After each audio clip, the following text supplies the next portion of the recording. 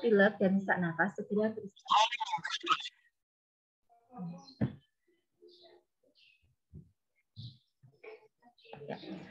Jika ada batuk, pilek, kedinginan, greges, hidungnya hanya buntu atau nyeri telan atau bahkan sampai sesak, segera cari fasilitas kesehatan. Terus rajin olahraga dan istirahat cukup. Tujuannya untuk meningkatkan imunitas. Yuk, selanjutnya mana dia?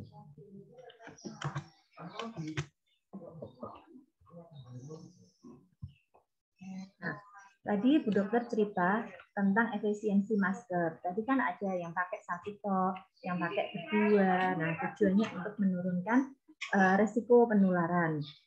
Untuk meningkatkan resiko penularan. Jadi jangan sampai menularkan ke orang lain, maksudnya itu. Nah, untuk yang kalau dulu mungkin masker pakainya cukup satu masker medis seperti ini. Nah, cuma bahkan boleh masker kain 3 lapis. Nah, karena ini yang berkembang kemarin ini sangat cepat, yaitu golongan Delta. Nah, yang terakhir itu diminta untuk kalau di tempat umum pakai masker 2. Yang pertama yaitu masker medis, di lapisan dalam, di lapisan luarnya dipakai masker kain. Dok, engap dok, sesek dok, nggak kuat. Nah, kalau memang mungkin itu lebih pikir lagi kalau sampai kena corona. Nah, nanti jatuhnya jauh lebih sesak. Itu nggih. Terus, nah kalau ini di diagram disampaikan kalau pakai masker medis aja satu tok, kemungkinan perlindungannya yaitu 43-62%. Kalau masker kain saja justru lebih rendah, kan rata-rata masih banyak yang pakai masker kain. Nah, 41-44%. Tapi kalau kita pakai masker double antara medis dan kain, dia bisa 66-81%. Jadi perlindungannya lebih banyak. Artinya, masker ganda menawarkan proteksi yang lebih baik daripada bilah tunggal. Nah, terus yang ini biasanya sering terjadi pada remaja-remaja. Nah, karena kenapa? Apa itu OTG? Yuk, OTG maksudnya secara arti yaitu orang tanpa gejala. Cara gampangannya seperti itu. Nanti slide-nya bisa dibagi, adik bisa baca sendiri. Nah, maksudnya bukan berarti orang yang tampak sehat dia nggak kena corona, bisa aja dia kena, tapi karena imunnya bagus, nah akhirnya tidak muncul gejala. Itu yang disebut dengan OTG. Dok, OTG bisa menularkan tidak? Bisa. OTG bisa menularkan. Justru yang bahaya salah satunya OTG karena dia merasa sehat, dia merasa nggak gimana-gimana, dia bisa menularkan ke orang lain. Meskipun pada dirinya tidak muncul gejala. Yuk. Kriteria yang berpotensi sebagai OTG. Contoh, petugas kesehatan yang memeriksa, merawat, atau mengantar dan membersihkan ruang di tempat perawatan khusus tanpa menggunakan APD atau alat perlindungan diri yang sesuai standar. Atau orang yang berada dalam satu ruangan yang sama dengan kasus. Dalam 2 hari sebelum kasus timbul, gejala dan hingga 14 hari setelah kasus timbul gejala. Orang yang bepergian bersama dengan radius 1 meter dengan gejala jenis misal lewat alat angkut, misal bisa bis, bisa kereta, bisa pesawat. Nah, makanya sebelum bepergian akhir-akhir ini apalagi dengan PPKM untuk harus ada PCR untuk naik pesawat, harus ada antigen untuk naik kereta, dan ada jangka waktunya. Karena kenapa? Bukan berarti kalau sudah PCR sekarang atau antigen sekarang hasilnya negatif, selamanya nggak bakal kena corona. Kapan pun bisa aja kena corona, ya. Yuk lanjut lagi. Nah, ini bedanya sama-sama virus. Ada virus corona, ada MERS-COVID, ada SARS-COVID. Nah, gejalanya yang ditimbulkan sama, penanganannya yang beda. Begitu juga efek sampingnya. Yuk lanjut. Nah, ini sekarang SMK itu mau berapa? SMK 16. Jadi belum bisa vaksin. Nah, belum keluar sampai 18. Nah, yuk ini meskipun masalah vaksin, adik-adik saya sampaikan tujuannya untuk apa? Untuk edukasi. Kan mesti adik di rumah ada bapak ibu, ada keluarga, ada adik-adik yang mau dilindungi. Nah, ini Bu Dokter akan menceritakan tentang vaksinasi COVID. Kenapa? Nanti adik di rumah bisa ngasih tahu keluarganya tentang vaksin. Soalnya rata-rata sebagian masyarakat kita masih takut. Nah, tapi nanti kalau adik-adik sudah mengerti, oh apa tuh pentingnya divaksin, nah nanti adik bisa ngasih tahu Bapak Ibu yang di rumah untuk tidak perlu takut terhadap vaksinasi COVID.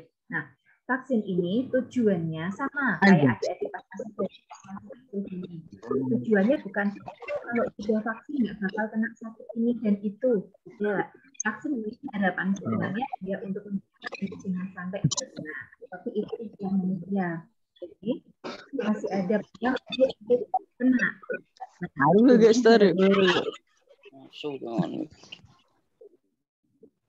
Nah, harapannya kalaupun kena gejalanya ringan atau kalau bisa seperti tadi tanpa gejala.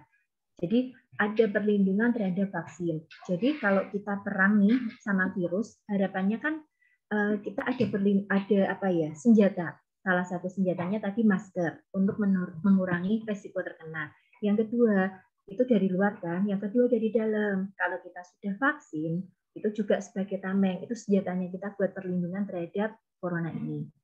Nah, terus vaksin. Kenapa kok penting dari vaksin? Vaksin ini yang diharapkan yaitu herd immunity. Apa itu herd immunity? Jadi imunitas kelompok. Maksudnya, contoh, di lingkungan adik, satu rumah ada 5 orang. Nah, ada 3 yang aktif keluar. Maksudnya entah itu bekerja, entah itu sekolah, entah itu adik-adik mesti ya masih main sana main sini. Nah, harapannya yang keluar ini melindungi yang di rumah yang tidak vaksin seperti itu. Contoh siapa toh yang bakal tidak vaksin? Karena sementara vaksin ini belum bisa untuk umum. Jadi misal anak-anak, bayi atau orang tua yang sakit atau bukan harus orang tua, orang-orang yang sakit tertentu yang tidak bisa divaksin. Nah, jadi harapannya yang sehat melindungi yang belum bisa vaksin. Nah, untuk vaksin ini program pemerintah sementara masih 18 tahun ke atas. Adik-adik masih belum.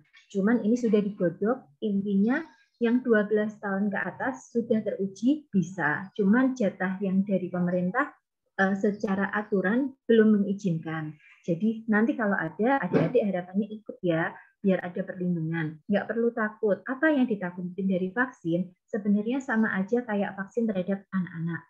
Anak-anak seperti ya misal punya adik dulu ya, disuntik, habis suntik, oh anget, oh pusing, oh greges, oh pegel semua. Itu wajar karena ada virus yang dimasukkan ke tubuh itu buat melawan corona kalau nanti masuk ke tubuh kita. Itu ya. Kalaupun efek sakit di sini biasanya terjadi 2 kali 24 jam. Jadi setelah 2 hari, insya Allah efek samping yang ditimbulkan hilang. Jadi tidak perlu takut efek samping paling hanya 2 hari, hanya demam, panas dan lain sebagainya. Apalagi kalau ini vaksin Sinovac. Vaksin Sinovac selama ini Bu Dokter sudah banyak vaksin, alhamdulillah tidak ada yang efek samping. Efek sampingnya cuma 2 hari. Kalau tidak ngantuk, dia lapar. Sudah itu kan gampang, tinggal adik makan atau adik tidur, gitu ya. Terus, nah. Tuh, vaksinasi penting untuk menjaga kesehatan diri dan keluarga. Jadi nggak boleh egois, nggak hanya diri kita aja, tapi lingkungan kita, terutama keluarga-keluarga yang adik sayangi. Terus, pemerintah menjamin vaksin yang digunakan sesuai dengan standar keamanan dan melewati uji klinik yang ketat. Nah, vaksin ini sementara masih gratis. Adik mungkin lihat di TV, sudah mulai ada yang berbayar. Nah, mumpung ini masih gratis, keluarga-keluarga, terutama yang berisiko, silakan vaksin. Dok, misal Bapak Ibu saya punya darah tinggi, apa nggak boleh vaksin? Justru kalau punya penyakit, entah itu darah tinggi, entah itu gula, entah itu jantung, dia ada perlindungan nanti kalau sampai kena corona. Kalau nggak punya senjata ya nanti kalau kena gampang. Makanya adik sekarang mungkin dengar tuh, ini di mana-mana ya. Setiap hari di masjid ada siaran, ini itu meninggal. Nah, jadi mungkin karena mereka ya semua takdir kembali ke Yang Maha Kuasa. Cuman kan kita sebagai manusia ditugaskan untuk ikhtiar. Salah satunya kita punya senjata, pakai masker dan vaksin. Nah, terus sebagai apa? Karena tadi perlindungan salah satu saja, bukan berarti kalau adik sudah vaksin atau keluarga adik sudah vaksin, terus nggak bakal kena corona. Tidak, kita tetap hati-hati. Itu kan namanya senjata. Misal, adik perang nih, adik punya pistol, tapi adik nggak punya tameng. Kira-kira tetap bisa kena tembakan kan? Nah, jadi tetap harus hati-hati, gitu ya. Terus tetap juga jaga jarak, selalu cuci tangan pakai sabun agar terhindar dari corona. Nah, ini alasan kenapa vaksin, yaitu untuk menurunkan angka kesakitan dan kematian. Maksudnya, biar yang mati nggak banyak, kalaupun sakit jangan berat-berat. Terus yang kedua, melindungi dan memperkuat sistem kesehatan menyeluruh. Yang ketiga, mendorong herd immunity dalam mencegah COVID.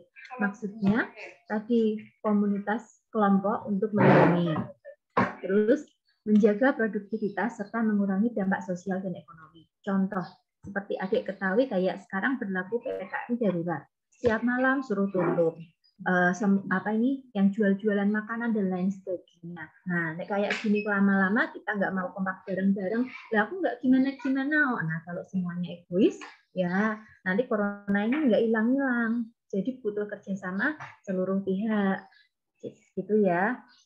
Terus selalu ingat pesan ibu, maksudnya pakai masker, cuci tangan, jaga jarak, dan adik pasti sudah tahu di TV sudah banyak iklannya. Jaga jarak dengan orang lain sekitar 2 meter.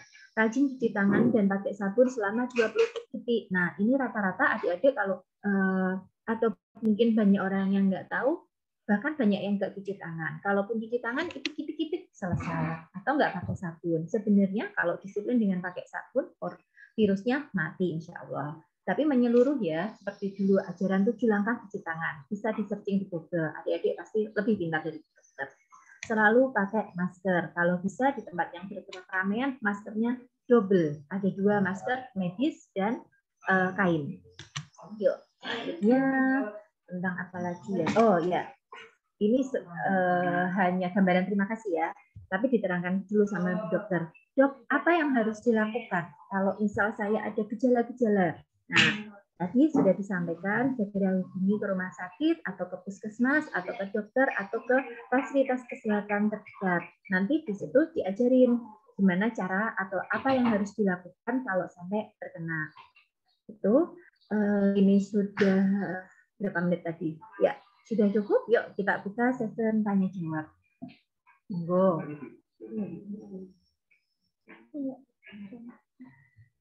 Monggo Bu Guru, mungkin ada sesi tanya jawabnya. Siapa yang bertanya? Silakan anak-anak yang ingin bertanya dari kelas ITL atau dari kelas TELAS, silakan. Atau saya Bu. Bapak Ibu Guru. Oh ya. Saya. Sebutkan nama ya, sebutkan nama, kelas dan nomor absen ya. Nama Raditya Dwi Purnomo, nomor absen 31, kelas TELAS 2. Ya. Apakah tanpa gejala tetapi tidak bisa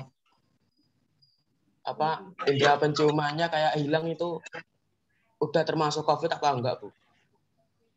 Ya, ada lagi pertanyaannya? Satu aja atau sekalian mau rombong banyak? Anak-anak, ada yang bertanya lagi? Saya, Bu. Ya, sebutkan nama ya. Untuk Raditya, boleh di-off-kan dulu mic-nya. Nama Niki Yudhisa Putra, absen 24, teknik pengelasan 3. Kenapa ODGJ jarang ada yang kena COVID, Bu? Terima kasih.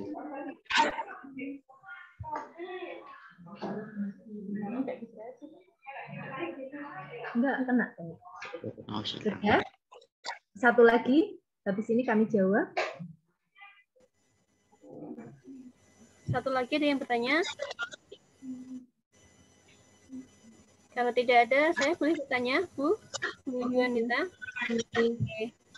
Ini kemarin sempat ada anak yang kebingungan dan takut katanya. Itu perbedaan vaksin Sinovac dan AstraZeneca itu apa ya? Boleh dijelaskan?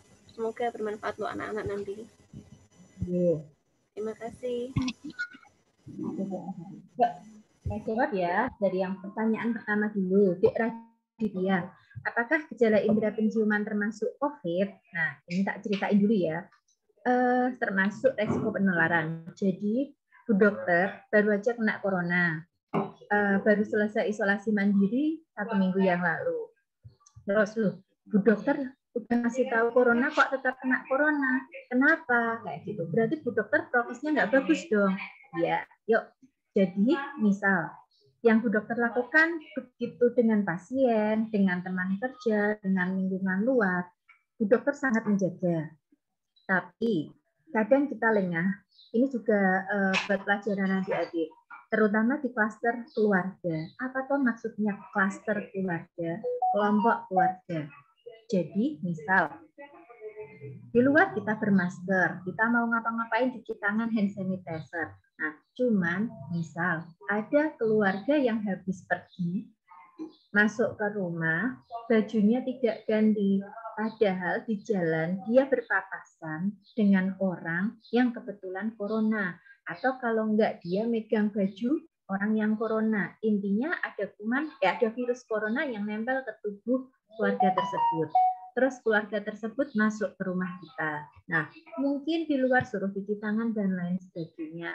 Tapi namanya barang yang tidak terlihat, itu resiko terkenanya gampang sekali.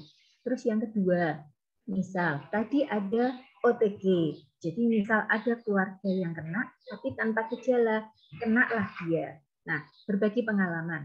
Bu Dokter di awal itu yang dirasakan greges, jadi merasakan kedinginan, itu hanya 2 hari. Setelah itu sudah, Bu Dokter hanya batuk, pilek, sesak. Nah, yang lucu, Bu Dokter itu nggak sadar. Hari ke-5 atau ke-6 ternyata hilang penciuman. Nah, satu-satunya penyakit yang saat ini khas untuk hilang penciuman, yaitu kalau di musim kayak gini, sudah kamu bakal curiga itu corona. Jadi apakah gejala indera penciuman termasuk COVID? Iya, itu kalau saat ini khas.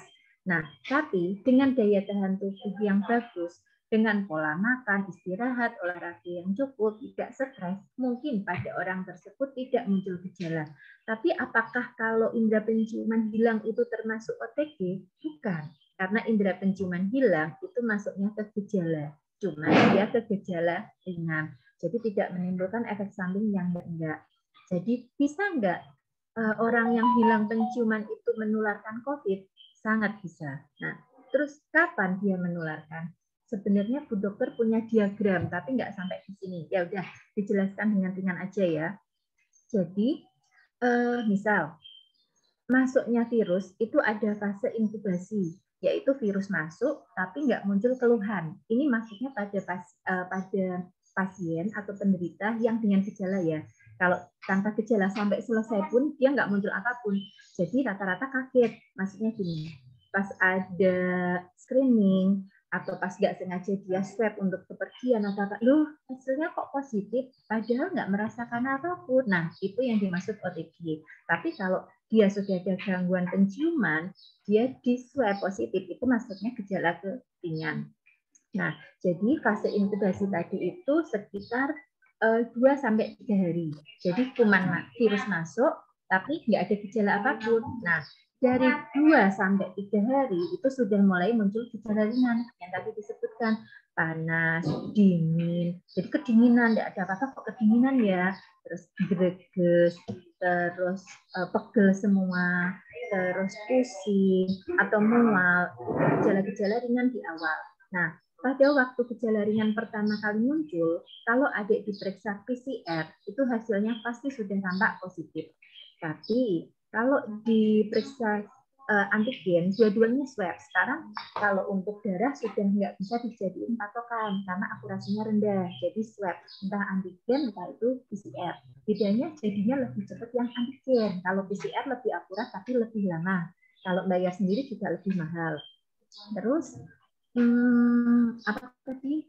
Nah, setelah muncul gejala, kalau PCR itu pasti jelas positif atau negatif. Kalau antigen tidak, pasti negatif. Nah, setelah hari ketiga dari keluhan, kalau antigen itu jelas positif. Nah, Dok, saya takut kalau ada di swab. Nah, nggak usah takut karena dia hanya diambil cairan di pangkal hidung. Setelah itu selesai. Nah, nggak ada sakit, nggak ada berdarah. Tapi mungkin kalau karena kita nggak kebiasa, biasanya kalau periksa ini diambil darah, Mungkin ada perasaan tidak nyaman, tapi paling nggak nyaman itu hanya saat diambil, maksimal paling 5 menit sudah tampak biasa lagi. Dia nggak dalam-dalam banget, hanya di pangkal hidung. Tuh, jadi kalau ada misal keluarga yang terkena, sebaiknya segera swab. Biar apa? Atau ada yang keluhan lah, segera swab. Biar apa tujuannya? Ayo tadi dibilang, bareng-bareng putus rantai penularan COVID. Jadi begitu kita tahu positif, kita isolasi, kita jangan sampai nularin orang, kita bermasker double, dan lain sebagainya. Terutama keluarga di rumah. Karena kenapa? Kadang kita nggak sadar, kita batuk pilek, tapi di rumah nggak maskeran. Pas keluar pakai masker buat syarat, soalnya harus pakai masker. Nah, akhirnya yang kena COVID serumah gantian, bapak, ibu, teman, adik. Nah, nggak selesai-selesai. Iya, kalau yang kebetulan keluarga yang terkena sehat. Tapi kalau milalah punya penyakit yang nggak ketahuan. Nah, nanti jadinya bukan COVID gejala tanpa gejala, gejala ringan atau sedang, tapi gejala berat. Nah, gejala berat nanti butuh rumah sakit. Nah, rumah sakit ini saat ini ngantrinya susah, oksigen susah. Di situ juga mungkin ditanggung sama pemerintah, tapi siapa yang mau sakit? Itu ya. Terus yang kedua dari Dek Niki Saputra, kenapa ODGJ jarang terkena COVID? ODGJ itu maksudnya orang dengan gangguan jiwa. Itu yang sering jadi bercandaan, hoax kayak dulu. Nah, mungkin di awal dulu hoax-nya gini penjelasannya. Tapi ini pendapat yang salah ya. Jadi ini pernah dibahas dulu kalau nggak salah di YouTuber. Adik-adik kan gaul nih, biasanya lihat YouTube dan lain sebagainya. Nah, terus salah satunya YouTuber yang pernah bahas itu si Deddy Corbuzier sama si pelawak siapa gitu. Itu pernah bahas kalau katanya ODGJ nggak pernah ini kena COVID. Nah, itu karena dia nggak rajin buka juga info-info yang lain. Jadi karena dianggap sebagai bercandaan saja. Banyak ODGJ yang kena. Kalau adik bisa cek, presentasinya juga tinggi. Malah mereka pengobatannya juga susah. Karena mereka sukar untuk menyampaikan keluhan. Jadi banyak di rumah sakit, kalau persentase Bu Dokter kurang ingat, tapi banyak rumah sakit jiwa yang yang orangnya kena. Begitu juga sekarang gini, diambil nalar. ODGJ. ODGJ dibanding orang sehat, kira-kira siapa orang-orang gangguan jiwa yang bakal berkerumpul? Kalau di luar ya, kan nggak ada. Mesti mereka sendiri. Kalaupun ada orang normal mau dekatin juga wegah, gitu kan? Nah, jadi risiko penularan mereka lebih rendah. Tapi mereka kan juga nggak hanya dari orang, mereka bisa menyentuh barang, bisa menyentuh benda, atau bisa menyentuh makanan dari orang-orang yang memang sudah terpapar COVID. Jadi mereka juga bisa terkena. Nah, masalahnya banyak juga yang ODGJ sampai kena COVID dan meninggal. Nah, cuma mungkin expose-nya kurang karena mereka mungkin sudah tidak diperhatikan keluarga, atau mereka tiba-tiba ditemukan sudah dalam kondisi parah. Nah, yang mengurusi kan pemerintah sama dinas untuk pihak rumah sakit sama dinas sosial. Nah, jadi banyak yang tidak terekspos. Beda kalau keluarga ada yang sehat terkena, yang lain pun bakal ngurusin gitu ya. Jadi faktanya salah, itu hoax. Hati-hati ya, banyak hoax di media sosial. Nah, tapi bisa dicari, makanya menggunakan media sosial dengan bijak. Terus untuk dari Bu Guru, apa perbedaan vaksin Sinovac dan vaksin AstraZeneca? Sebenarnya samalah. Misal ini Bu Dokter nggak iklan. Apa bedanya mobil Avanza, mobil Fortuner, mobil Brio dan lain sebagainya? Contoh, tetap ada beda. Meskipun mereka fungsinya sama untuk fungsi angkut, sama. Vaksin Sinovac dan vaksin AstraZeneca atau yang ini mau turun Moderna, Pfizer, atau banyak jenisnya, bahkan Johnson Johnson pun juga ngeluarin. Nah, sama, dia tujuannya untuk menangkal virus coronavirus. Nah, cuman efikasinya atau efektivitas atau keangkuhan dari vaksin ini yang berbeda. Selain itu, ini kan sedunia banyak yang membutuhkan vaksin. Nah, jadi carinya agak susah, tergantung pemerintah bisa mendapatkan yang mana, karena pemerintah berkewajiban untuk melindungi warga negaranya. Jadi pemerintah yang harus menyediakan vaksin ini. Nah, Dok, di mana Dok? Manjur mana Dok? Vaksin Sinovac sama AstraZeneca. Untuk varian Delta ini, vaksin AstraZeneca dia lebih bagus efikasinya. Jadi lebih bagus perlindungannya. Cuman secara pendapat pribadi ya, atau ini bukan pribadi.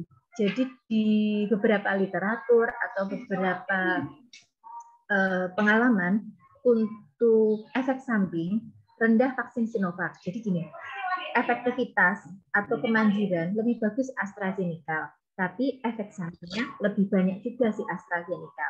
Jadi mungkin Bu Guru kemarin sudah vaksin, ya. Nah, untuk yang dari program pemerintah atau di awal-awal vaksin kemarin yang dapat yaitu Sinovac. Sinovac itu banyak yang tidak berefek samping. Alhamdulillah sampai sekarang belum ada satu blora, satu yang berefek samping dari Sinovac sampai mondok tapi hanya berapa hari pulang. Nah, karena reaksi alergi beda-beda, sama halnya kayak gini, nggak perlu panik. Contoh, makan udang. Ada orang yang makan udang sampai berkilo-kilo nggak masalah, tapi makan satu, dia bisa gatal, bido, sampai sesak. Itu namanya efek samping. Reaksi tiap orang beda. Tapi pada Sinovac resikonya sangat rendah. Nah, seblora ini yang sudah divaksin tentu jumlahnya sudah banyak. Cuman yang mondok tadi hanya satu. Sedangkan yang lain efek sampingnya hanya lapar sama ngantuk sama nyeri di tempat suntikan. Nah, itu maksimal 1 sampai 2 hari. Banyak yang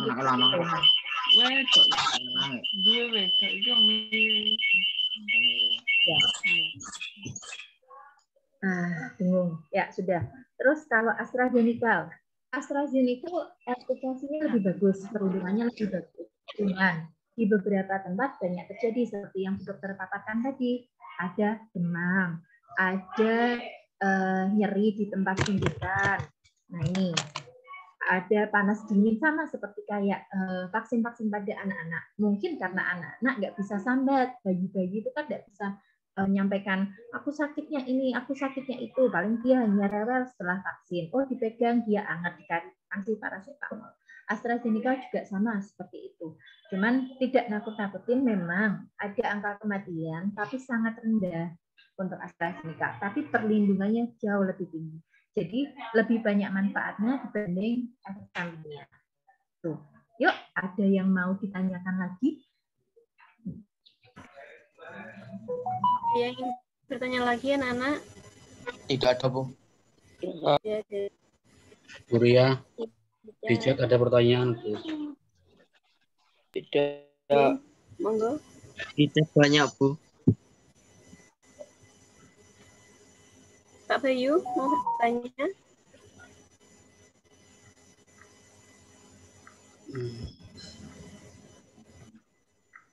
Pak Bayu, monggo mau bertanya apa? Mumpung ini Bu Dr. Yuan masih ada di sini. Orang kenapa? Ya, yang mau bertanya silakan sebutkan nama, kelas, dan nomor absennya ya.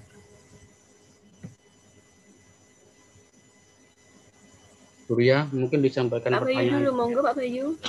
Ya Bu, mungkin bisa disampaikan pertanyaan di chat itu. Ini. Oh, iya.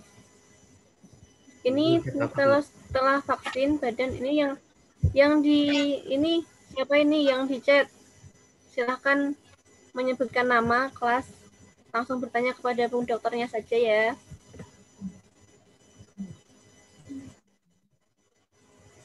Syafarel Yustrisianto ya.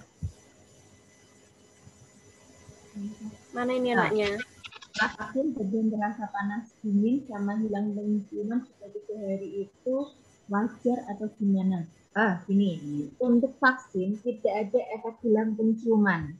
Ya, jadi kalau sampai hilang penciuman, kemungkinan besar dia kena COVID. Nah, mungkin gejalanya tadi. Kalau nggak ada gejala yang lain, kemungkinan ya dia gejala ringan. Itu.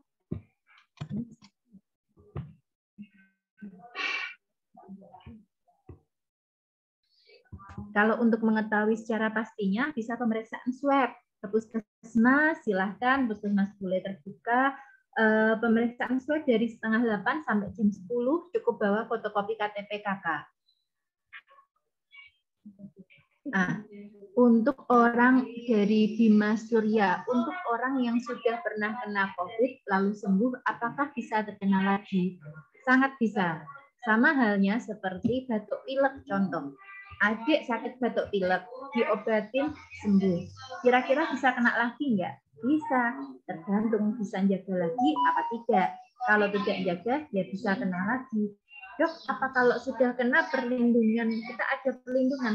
Ada. Nah, itu bisa dibuktikan dengan pemeriksaan. Nanti ketahuan, oh perlindungannya berapa, kira-kira nilai perlindungan kita berapa. Dan yang jelas, setiap bulan dia bakal turun. Jadi misal, mungkin saat ini perlindungan kita, anggaplah kita pakai persentase ya, kayak Bu Dokter, oh baru aja kena. Sebulan pertama perlindungannya masih bagus, tapi yang jelas 2 bulan selanjutnya pasti turun, 3 bulan turun, bahkan bisa habis lebih cepat. Jadi tergantung virus itu menginfeksi kita seperti apa. Semakin banyak virus yang masuk, semakin besar perlindungan kita, maka kita punya tameng lebih besar. Nah, karena tubuh kita sudah dibekali sama yang di atas untuk melawan. Sama ada leukosit, ada banyak hal, hanya leukosit untuk melawan si virus ini. Loh, Bu, kalau punya penyakit bawaan bisa ikut vaksin. Nah, nanti pada waktu vaksin ditanyakan atau kita melakukan screening dari pemeriksaan tensi, pemeriksaan suhu, dan tanya jawab. Jadi pada waktu divaksin nanti syaratnya tensi di bawah 180. Nah, kalau di atas 180 bukan berarti tidak divaksin, tapi ditunda dulu. Atau kalau sudah tahu misal punya riwayat darah tinggi, ada waktu mau vaksin disarankan untuk minum obat darah tinggi. Jadi biar tensinya turun pada waktu pelaksanaan vaksin. Apa bahaya dok kalau di atas 180? Bukan bahaya untuk vaksinnya, tapi takutnya setelah disuntik geblak. Maksudnya pingsan atau tidak sadar atau apapun. Contoh cara gampang aja, misal mau suntik apapun, tidak hanya vaksin. Jadi memasukkan obat, kecuali di rumah sakit ya. Kalau di rumah sakit kan bisa dikontrol, jadi tidak apa-apa. Nah, selain itu nanti juga kita ada fase apa? Bukan screening, fase apa ya namanya? Jadi untuk menunggu efek samping setelah vaksin nanti diminta istirahat dulu sekitar 15 menit baru boleh pulang. Terus selain darah tinggi, contoh nanti di lembar pertanyaan itu ada beberapa. Contoh sedang hamil atau tidak. Nah, kalau secara hamil pun boleh saat ini, tapi secara dari POGI, maksudnya dari himpunan dokter Opjin itu boleh. Tapi secara aturan pemerintah sementara belum. Jadi intinya kita bergerak sesuai SOP dari pemerintah. Terus penyakit-penyakit yang lain gimana? Ada beberapa penyakit yang tidak boleh divaksin. Contoh, sesak. Pada waktu punya sesak atau mengi atau asma. Pada waktu kambuh jelas tidak boleh, nanti memperparah. Cuman boleh asal dalam 7 hari tidak ada kambuh sama sekali tanpa obat. Maksudnya kalau dia punya sesak, dia minum obat, terus dia nggak sesak, terus dia vaksin, itu nggak boleh. Bolehnya dalam 7 hari tanpa keluhan, tanpa obat, itu boleh vaksin. Nah, jadi nggak perlu takut. Coba aja datang dulu, nah nanti di situ kita screening. Nah, boleh apa tidak? Saya rasa banyak yang boleh. Kalaupun punya penyakit, silahkan konsultasi ke dokternya dulu sesaat sebelum vaksin. Justru tadi sama hilang penciuman sudah wajar. Jadi kalau setelah vaksin badan terasa panas dingin, itu wajar, bisa aja terjadi, terutama tadi yang golongan AstraZeneca. Kalau kebetulan Sinovac, alhamdulillah belum ada. Terus kalau hilang penciuman, saya rasa ini bukan dari vaksinnya, tapi dari coronanya. Itu bisa dibuktikan dengan pemeriksaan swab.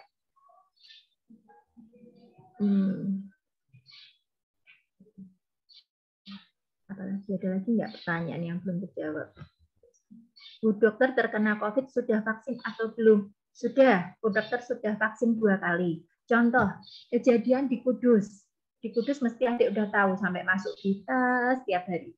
Di Kudus itu tenaga kesehatan bahkan ada yang meninggal. Dia juga sudah vaksin 2 kali. Nah, kebetulan diruntut karena dia memang fisiknya sudah punya komorbid, sudah punya penyakit. Nah, apalagi kita sebagai tenaga kesehatan, jujur aja dalam kondisi seperti ini kita lelah karena pagi, siang, sore bekerja. Belum lagi kebetulan contoh kayak beberapa tenaga medis di sini maksudnya dokter. Pagi praktek, sore praktek. Nah, di Blora sendiri pada saat ini lonjakan COVID tinggi, tapi ini mungkin 2 hari ini tidak setinggi seminggu yang lalu. Mungkin kunjungan pasien 80%, ini pengalaman di dokter di praktek di rumah, 80 sampai 90% itu rata-rata COVID. Tapi rata-rata menolak untuk swab. Ketakutan untuk swab, alasannya takut. Nah, itu yang harus dirubah. Justru kalau kita tahu kita positif, tidak ada masalah. Kita isolasi, kita jangan sampai nularin orang rumah atau orang-orang yang kita sayangi. Karena pasti kontak yang paling sering adalah orang-orang terdekat kita. Gitu. Terus, Bu Dokter, sudah vaksin kok tetap bisa kena corona? Sama, nggak hanya vaksin corona, enggak vaksin TBC atau yang adik-adik baru lahir langsung divaksin itu kan vaksin TBC, hepatitis dan lain sebagainya. Tujuannya untuk menurunkan efek samping dan juga perlindungan. Seperti tadi, anggaplah vaksin ini senjata kita, pistol kita. Kita punya pistol, kita pakai masker, kita tameng. Bisa nggak kita perang tetap mati atau tetap kena serangan dari lawan? Tetap bisa kena. Tapi harapannya kalau kita perang nggak pakai apa-apa, setidaknya kita punya tameng, punya perlindungan, punya tameng, punya senjata, kita bisa melawan. Kalau kita nggak pakai masker, kita nggak vaksin, semakin kita nggak punya senjata apapun. Jadi resiko kita terkena lebih besar. Dari Dani Lukman, Bu, apakah antibodi itu dari tubuh atau bisa divaksin dan juga antibodi bisa untuk menangkal COVID-19? Namanya antibodi itu dari tubuh kita sendiri. Nah, kalau vaksin itu dimasukkan ke tubuh kita justru untuk membentuk antibodi. Jadi ada vaksin yang aktif, ada vaksin yang dinonaktifkan. Salah satunya untuk virusnya dinonaktifkan. Nah, kalau masuk, nanti adik bisa cari tuh di Google, ada disertai. Bu Dokter pernah lihat untuk nerangin ke anak Bu Dokter itu ada kayak video interaktifnya, lucu-lucu gambarnya. Jadi ke tubuh kita. Nah, tubuh kita itu padahal virusnya virus yang dilemahkan, jadi dia sudah nggak virus kuat. Nah, kalau dilemahkan, tubuh kita mengenali virus itu. Jadi, tubuh kita menghasilkan senjata. Itu namanya antibodi. Nah, kita jadi ditanya itu ditipu sama virus buatan yang dimasukkan ke tubuh kita. Virus yang dilemahkan tadi. Untuk membentuk antibodi sebanyak mungkin. Jadi, tujuannya apa? Nanti saat tubuh kita kena virus beneran, nah, antibodi tadi yang lawan virus tersebut.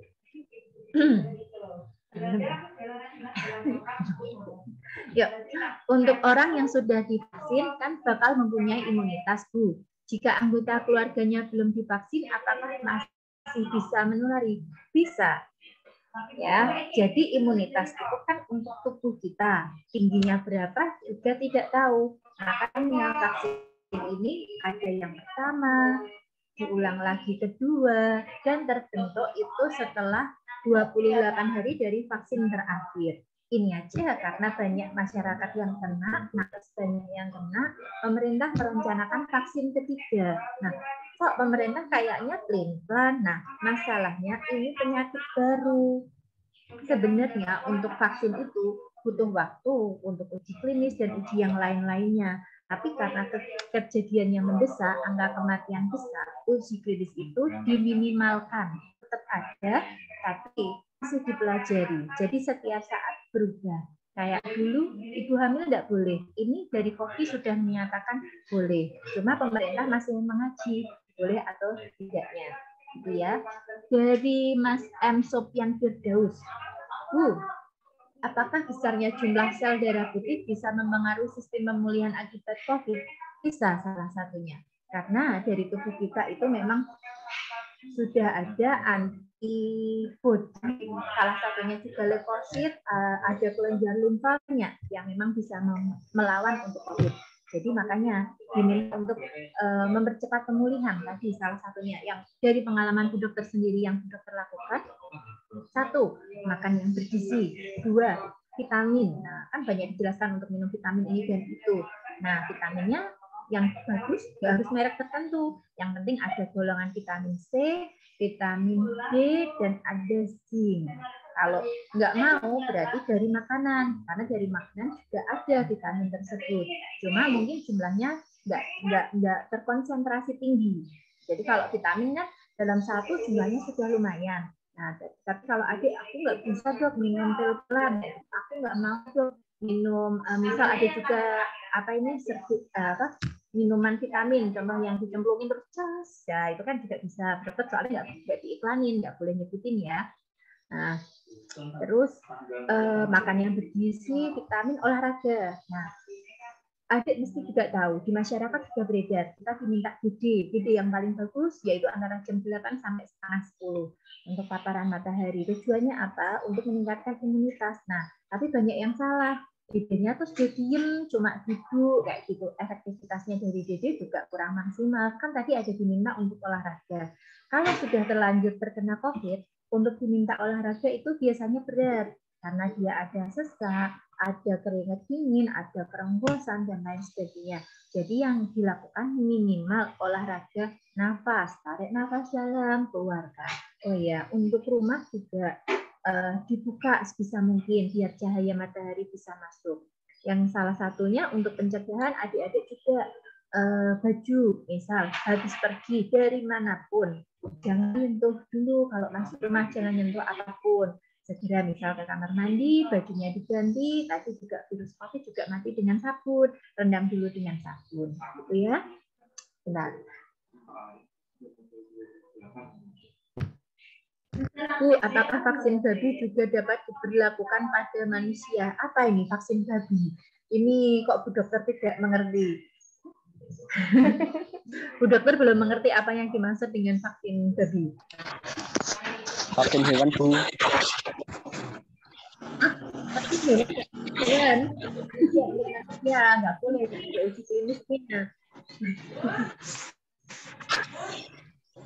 Apakah minuman tradisional bisa untuk menjaga daya tahan tubuh? Nah, ini sebenarnya masih dipelajari karena secara banyak yang muncul kayak virus, jahe merah dan lain sebagainya, banyak tonjak langka. Masyarakat Indonesia masih banyak susu beruang, langsung dibeli susu beruang, jahe merah. Minyak kayu putih, minum minyak kayu putih. Nah, secara belum terbukti secara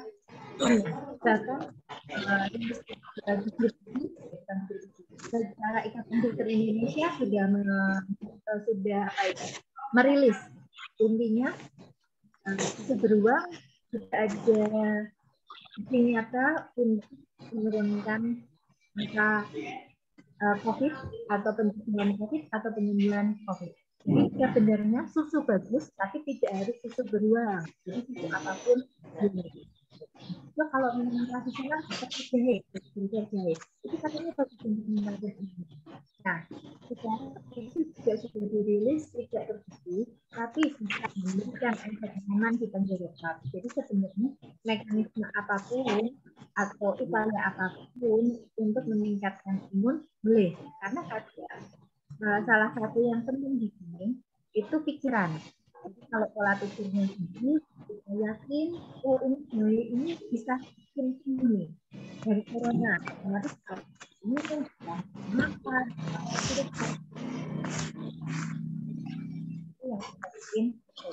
tapi boleh bukan berarti tidak. Karena kadang dokter juga konsumsi jahe pada waktu radang. Jadi di waktu kena gejala COVID, salah satu tenggorokan atau tidak. Dengan jahe, terutama laki-laki, sangat membantu meringankan gejala di tenggorokan. Ya, kenapa anak-anak nggak divaksin Bu? Apa umur karena penyakit ini baru, jadi uji klinisnya masih belum pada anak-anak. Itu yang pertama. Bukan menutup kemungkinan nanti nggak bakal ada vaksin COVID untuk anak-anak. Bisa aja ada. Jadi kalau di dalam proses penelitian seperti ini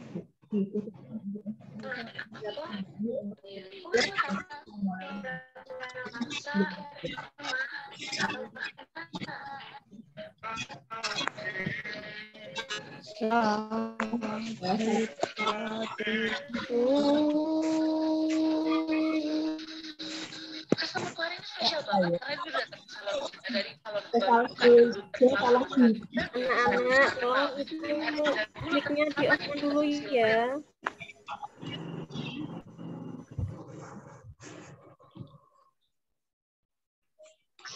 Oke. Belum di-mute sih, tapi ya sudah nggak bersuara enggak apa-apa. Jadi anak-anak bayi atau balita mobilitasnya kan rendah. sama Revaldo Yoga. Ya, sudah. Masih belum mute.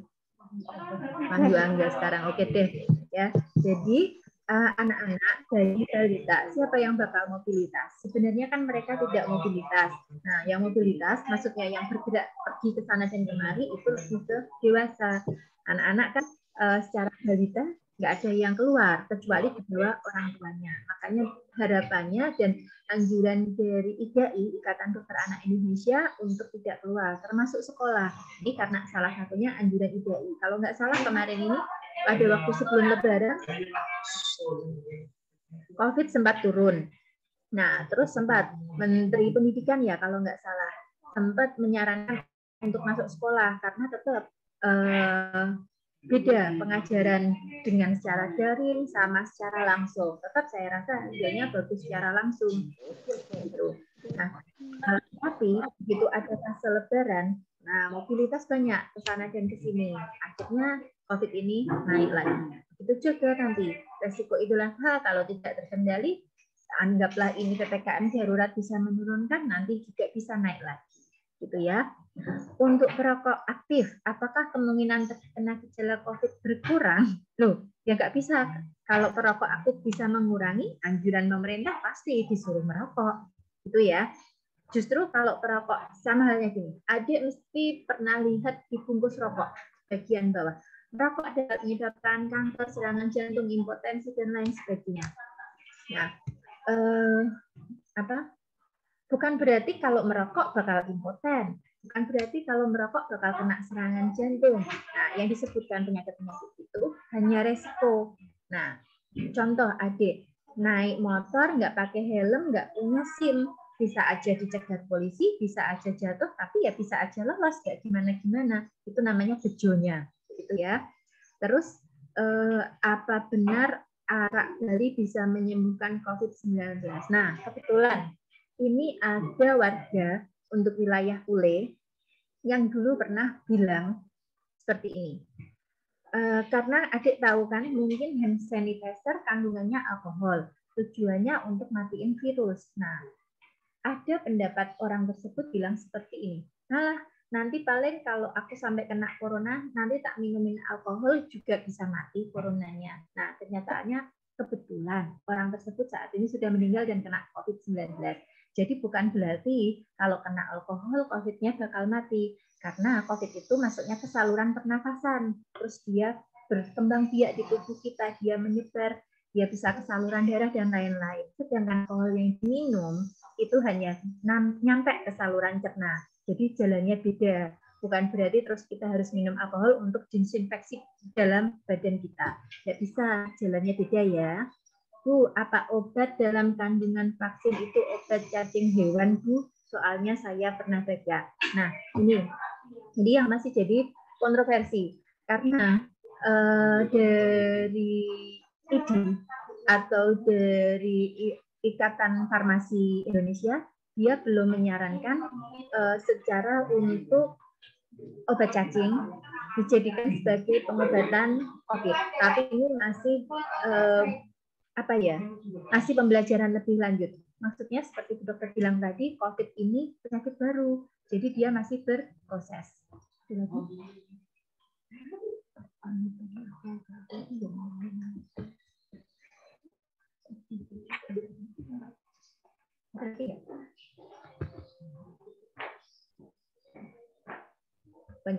penyakit COVID tuh baru lagi pakainya COVID. Dari Muhammad Fahris. Bu, penyakit COVID kemungkinan untuk hilang berapa persen, Bu? Ini pandangan Bu Dokter ya, karena melihat dari beberapa literatur, jadi kalau untuk hilang 100% kayaknya susah untuk COVID, karena dia golongan virus. Kemungkinan harapan bukan hanya dari Bu Dokter, tapi harapan banyak orang, juga banyak praktisi medis, harapannya bisa hidup berdampingan, tapi tidak menimbulkan komorbiditas atau mortalitas yang parah. Maksudnya tidak menimbulkan penyakit yang memberikan efek parah atau memberikan angka kematian yang tinggi. Itu harapannya. Contoh, flu biasa zaman dulu. Flu biasa zaman dulu juga banyak menyebabkan kematian, tapi tidak seperti saat ini. Terus yang kedua mungkin misal cacar. Zaman dulu cacar, orang kalau kena cacar itu resiko meninggalnya besar. Nah, sekarang sudah ada vaksinnya, sudah ada obat ditemukan secara jelas, sudah ada perlindungannya. Orang bahkan bisa setelah vaksin cacar itu bisa tidak kena sama sekali. Biasanya kalau golongan vaksin yang bagus, tapi kalau golongan vaksin yang jadi tadi ada rupa. Semakin bagus perlindungan, semakin bagus. Dengan biasa dia masih kena, tapi gejala yang ditimbulkan rendah. Itu ya, itu namanya mekanisme upaya. Jadi kita berusaha mencegah, salah satunya dengan vaksin. Kalau hilang total, susah. Termasuk TBC. Adik tahu atau adik mungkin belum tahu karena mungkin tidak aware. TBC kan tidak seterkenal kayak coronavirus ini. TBC ini sudah sangat lama. Sudah juga divaksin dari mungkin Bu Dokter masih bayi atau sebelum Bu Dokter sudah ada, bahkan beberapa tahun sebelum Bu Dokter itu sudah ada vaksin BCG, sudah ada vaksin untuk TBC. Tapi sampai saat ini Indonesia itu selalu 3 besar dunia penyumbang TBC. Nah, jadi untuk hilang masih susah. Angka kematian TBC juga banyak, tapi tidak setinggi COVID. Bu, kenapa COVID di negara Cina hilang cepat daripada di Indonesia? Padahal negara Cina negara yang pertama menularkan COVID. Yuk, kita lihat bagaimana kedisiplinan. Adik lihat aja di lingkungan adik saat ini, lingkungan terdekat. Gimana pakai maskernya, gimana prokesnya, gimana cuci tangannya, gimana kesadaran untuk swab-nya, gimana cara penanggulangan COVID-nya, gimana fasilitas pemerintah untuk memutus COVID ini, gimana vaksin, apa sudah berjalan. Nah, COVID ini terjadi, vaksin ini bakal efektif kalau sudah sebentar. Sekitar 80% lebih itu baru bisa terjadi herd immunity. Jadi kekebalan kelompok. Gitu ya. Jadi harus bareng-bareng. Kalau nggak bareng-bareng, cuma satu kelompok yang beneran, yang lain enggak, ya susah untuk mutus ini. Gitu ya. Komposisi vaksin terbuat dari apa, Bu? Kok sampai ada efek samping seperti terkena COVID? Ya, komposisi vaksin intinya dari virus COVID yang dilemahkan. Sama, nggak hanya vaksin COVID aja. Vaksin yang lain juga bisa menimbulkan efek samping. Gitu ya.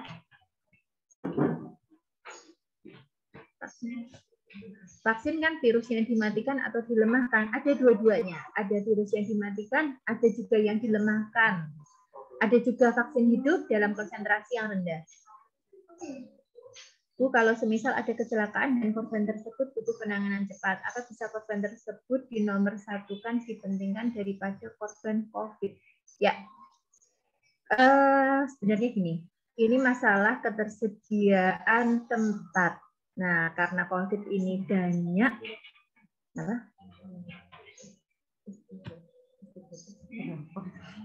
ya dokter juga ada yang tanya istirahatnya jam berapa, dokter sudah mulai haus ngomong terus dari tadi. Jadi ada juga kasus kemarin, ada kecelakaan, terus kebetulan UGD itu saat ini juga penuh. Bu dokter juga punya pengalaman keluarga, ini keluarga Bu dokter masih di rumah sakit. Kemarin itu dari UGD untuk bisa masuk ke kamar biasa aja, dan bukan kamar kelas, karena kamar kelas itu ngantrinya banyak sekali. Itu satu kamar isinya 6 orang, untuk itu bukan. Dan itu otomatis banyak juga yang datang baru tentang nomor satuin mana dan lain sebagainya. Itu bukan kapasitas dokter, karena itu tergantung UGD yang menangani, karena otomatis jumlah tenaga, jumlah tempat tidur itu kewalahan. Nah, kalau adik tahu saat ini di RSUD Dorapa yang belum dapat kamar itu ditaruh di Selasar. Selasar itu maksudnya di jalan menuju ruang COVID. Itu letaknya di sebelah ruang radiologi. Makanya banyak juga petugas radiologi yang akhirnya kena. Kalau setelah vaksin badan terasa panas dingin. Kalau hilang perasa itu mulut pahit itu bukan hilang rasa, itu masih bisa ngerasain pahit. Jadi dia nggak bisa dijadiin khas. Nah, dan jangan dijadiin kambing hitam. Vaksin itu virus yang dilemahkan, jadi bukan vaksin jadi COVID. Karena habis vaksin kita belum punya perlindungan COVID. Nah, bisa aja kita terkena COVID. Bahkan yang kita sudah punya perlindungan COVID, kita sudah punya perlindungan. Kita yang sudah punya perlindungan COVID, kita tetap bisa perlindungan COVID lagi. Kita yang sudah punya perlindungan vaksin, kita tetap bisa kena, tapi hanya ringan atau sedang atau bahkan berbeda. Sudah selesai? Ya. Ini yang di chat sudah selesai dijawab semua. Ada yang mau tanya lagi? Atau ada yang sudah tanya istirahat kapan? Itu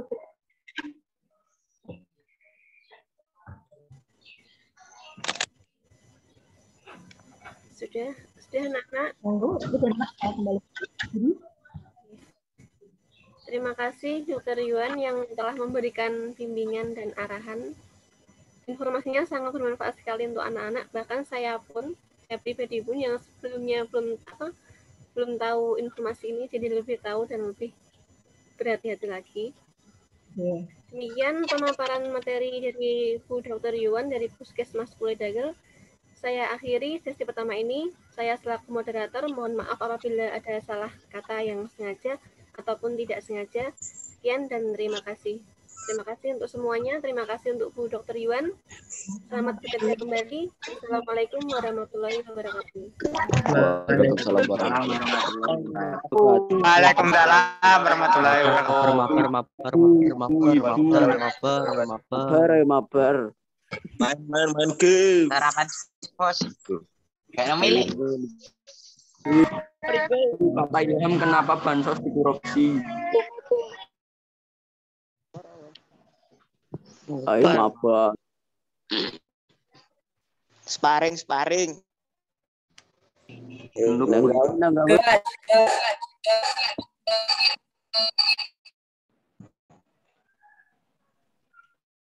Udah selesai nih, Bu. DKTS. Yes. Wes, angan. Oh, wes, metu. Ilham pengen berak. Tidur. Ilham pengen berak.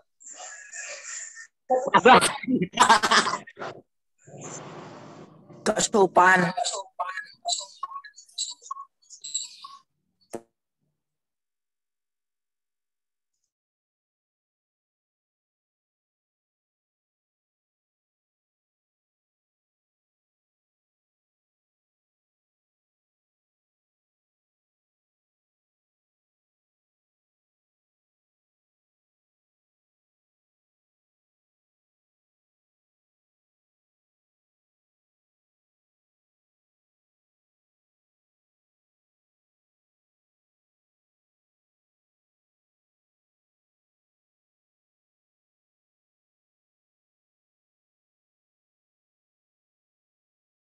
Dari Puskesmas Puledagel, kalian harusnya lebih tahu. Ya. Sebelumnya Pak Bayu, sebelum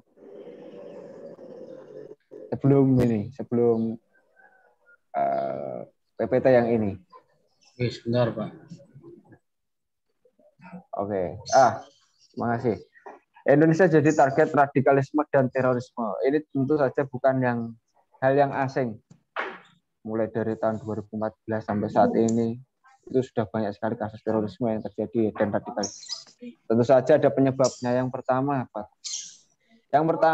ada jumlah muslim sangat mayoritas. Di Indonesia itu kalau tidak salah jumlah muslimnya ada sekitar 80% sendiri. Itu bukan jumlah yang sangat sedikit. Perlu kalian tahu dan sedikit informasi dari saya. Banyak yang bilang kalau umat muslim mau bergabung menjadi satu, itu akan menjadi kekuatan yang sangat besar. Maka dari itu mungkin dari golongan-golongan tertentu tidak menginginkan hal tersebut, sehingga ingin memecah belah umat muslim tersebut. Dan Indonesia menjadi salah satu targetnya. Kenapa? Karena umat muslim di Indonesia termasuk yang cukup besar di dunia. Yang pertama, jumlah muslim sangat mayoritas.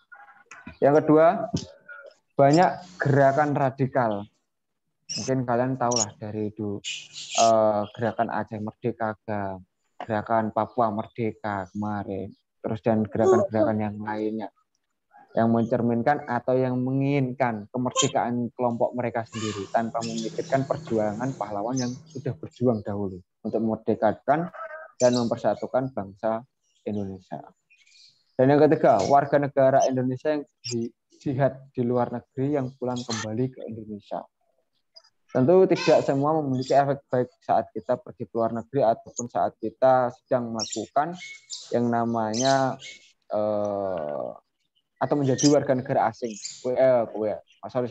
Bukan saat kita menjadi tenaga kerja asing, TKA atau TKI, TKW atau TKI. Tentu tidak semuanya memiliki efek baik. Pasti kalau kita tidak bisa memilah dan memilih informasi yang tepat, itu akan membahayakan. Khususnya lagi kalau kalian atau orang lain yang memiliki kesalahan tersebut pulang membawa sikap-sikap yang sudah berlawanan dengan kebudayaan bangsa Indonesia. Jadi yang keempat, kepulangan warga negara Indonesia dari Suriah ke Indonesia yang memicu persebaran benih radikalisme dan terorisme. Tentu kalian sudah tahu, daerah Timur Tengah itu menjadi tempat yang paling banyak atau mungkin bisa dikatakan sarang terorisme. Banyak bermunculan dari sana dan banyak menggunakan kedok agama. Dan yang sangat disayangkan itu adalah yang digunakan adalah agama. Ya mohon maaf juga untuk yang beragama lainnya. Kenapa Kak tadi saya membahasanya Islam? Karena memang di kata radikalisme atau terorisme, konotasi teroris itu sering digunakan bagi masyarakat ataupun kelompok agama yang berkembang. Entah itu yang memiliki kening hitam, jenggot panjang, jubah dan lain-lain. Padahal tidak seperti itu. Terorisme atau radikalisme itu bukan hanya dari penampilan seperti itu, tidak bisa. Belum tentu mereka menjadi seorang teroris. Ya, jadi jangan terus menganggap orang yang berpenampilan seperti itu kalian bisa menilai mereka si A, si B, si C. Mereka memiliki sikap si A, si B, si C, tidak. Ya. Tetapi kebanyakan dari warga negara Indonesia bukan sudah banyak sekali yang mungkin dicuci otaknya untuk mengikuti jalan pikiran kelompok mereka dan sehingga ingin menghancurkan negara asalnya sendiri. Terus berikutnya, ini yang sudah pasti menjadi salah satu masalah besar di Indonesia, yaitu adanya kesenjangan sosial dan ekonomi. Ya. Banyak terjadi kelompok-kelompok yang memiliki uang, yang mendapatkan fasilitas penuh dari negara, dan kelompok-kelompok yang, mohon maaf, kurang memiliki keuangan yang baik, selalu ditindas oleh negara. Itu memang menjadi salah satu permasalahan di Indonesia dan selalu bertentangan dengan sila kedua dan sila kelima. Dengan kemanusiaan yang adil dan beradab, dan yang kelima adalah keadilan sosial bagi seluruh rakyat Indonesia. Pada setiap negara itu memiliki hak yang sama, tapi pada keakhirnya, pada kenyataannya banyak sekali masyarakat Indonesia yang masih mengalami penindasan khususnya di bidang sosial ataupun ekonomi. Yang keenam, kualitas SDM banyak yang masih rendah. kalau seperti ini, kualitas SDM banyak masih rendah, harusnya kembali lagi ditanyakan pada diri kalian masing-masing. Ya. Oke, suaranya patah-patah, Pak. Oke, ya. Bentar, saya ulangi sekali lagi. Kualitas SDM banyak yang masih rendah. Kalau kata yang keenam ini, ya, itu harusnya bertanya pada diri kalian masing-masing. Kalian siap nggak menjadi SDM yang memiliki pola pikir yang tinggi? Kalau memang kalian siap, harus bisa menerima yang namanya perubahan secara cepat. Kalian nggak bisa menyalahkan dan jangan sering menyalahkan keadaan. Itu salah satu kunci untuk kalian bisa tumbuh lebih baik. Segala sesuatu yang sering menyalahkan hal yang menghambat dia itu susah sekali untuk menjadi berkembang lebih maju. Ya. SDM itu sumber daya manusia, ya. Ya, kalian jelaskan, tentu saja kalian sudah tahu, nggak perlu saya jelaskan secara mendetail. Oke, Pak Bayu, bisa di next.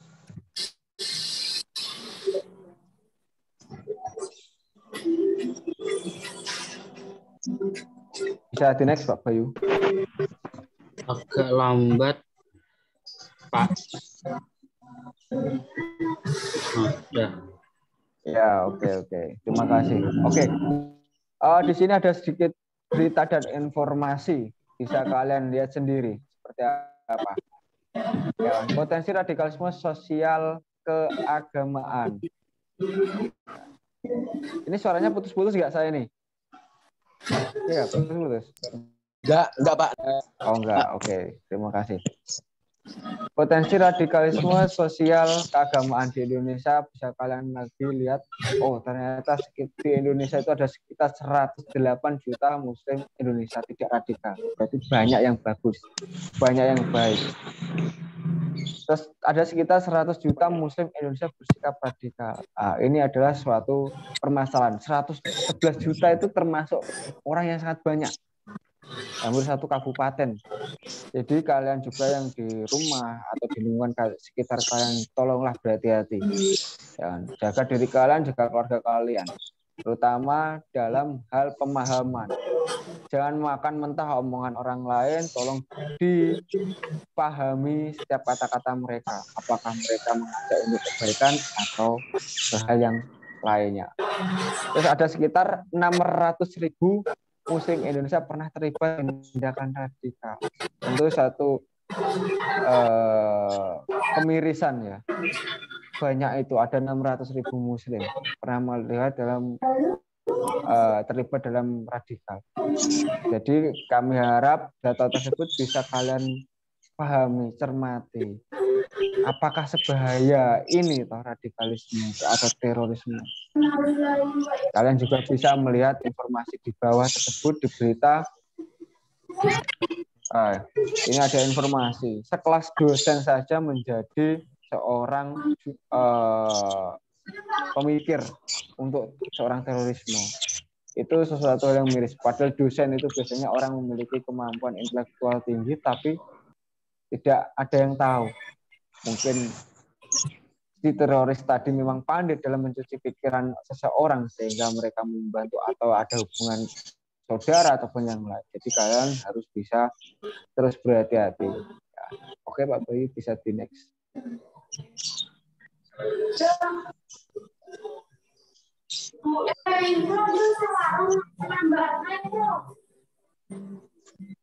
Oke, Pak Bayu, bisa di next dulu.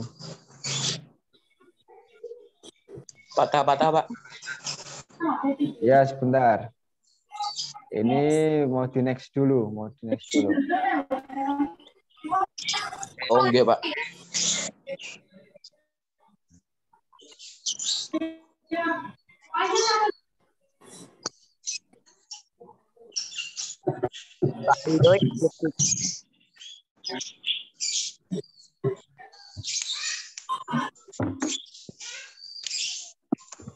Monggo, Pak Bayu, di next dulu.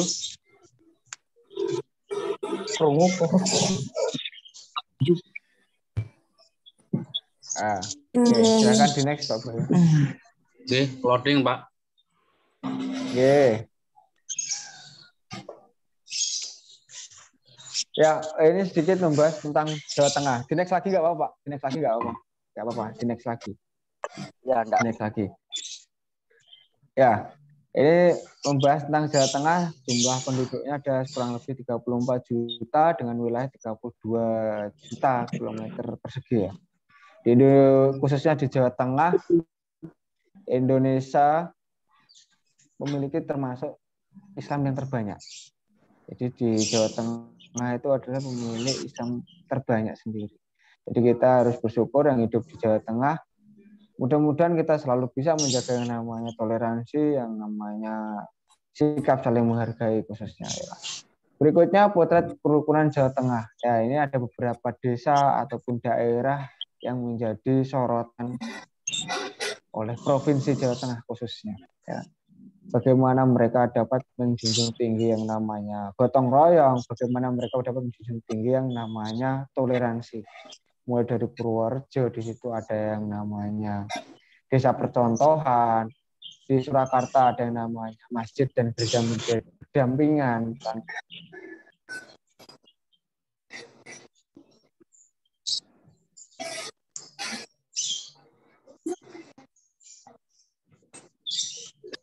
Namanya ya.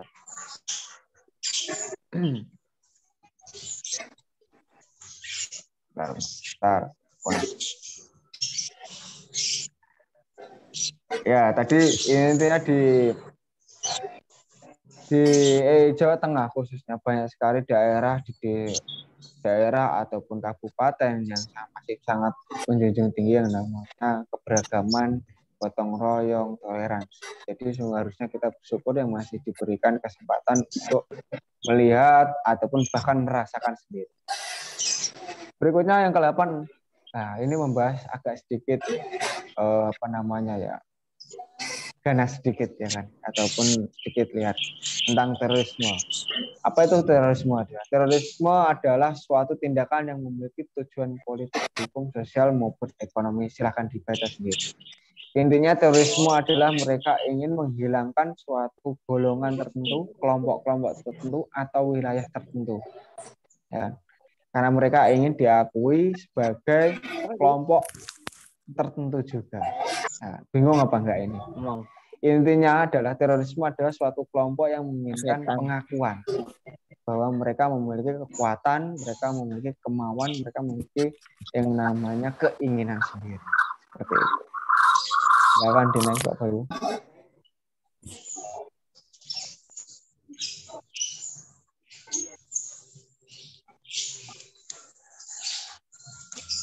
Ya, silakan di-next Pak.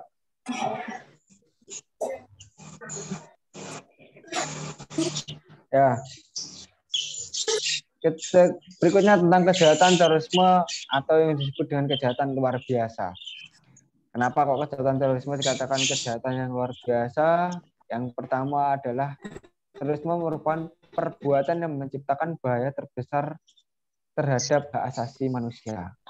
Yang pertama ada hak hidup, hak bebas, hak rasa takut.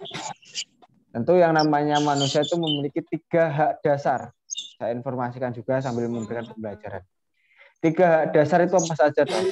Manusia itu. Yang pertama ada namanya hak hidup. Setiap manusia itu wajib diberikan yang namanya hak hidup. Ya kan? Yang kedua ada yang namanya hak bebas. Apa tuh hak bebas? Kan bebas terus kalian mau saya sendiri? Tidak. Yang namanya hak bebas itu adalah kalian diberikan keleluasan untuk menyampaikan aspirasi, menyampaikan keinginan, menyampaikan informasi, meningkatkan kemampuan diri, itu adalah hak bebas. Terus yang ketiga ada yang namanya hak merdeka.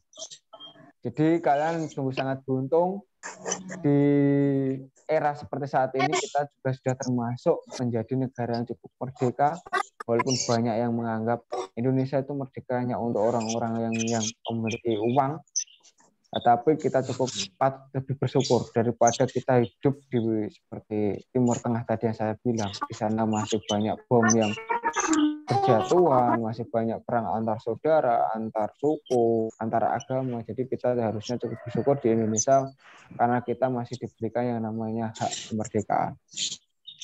Yang kedua, target terorisme bersifat random. Mereka tidak pandang bulu. Seperti yang saya bilang tadi, sekelas dosen saja mereka masih berani mendekati ataupun bahkan berani mencuci otak.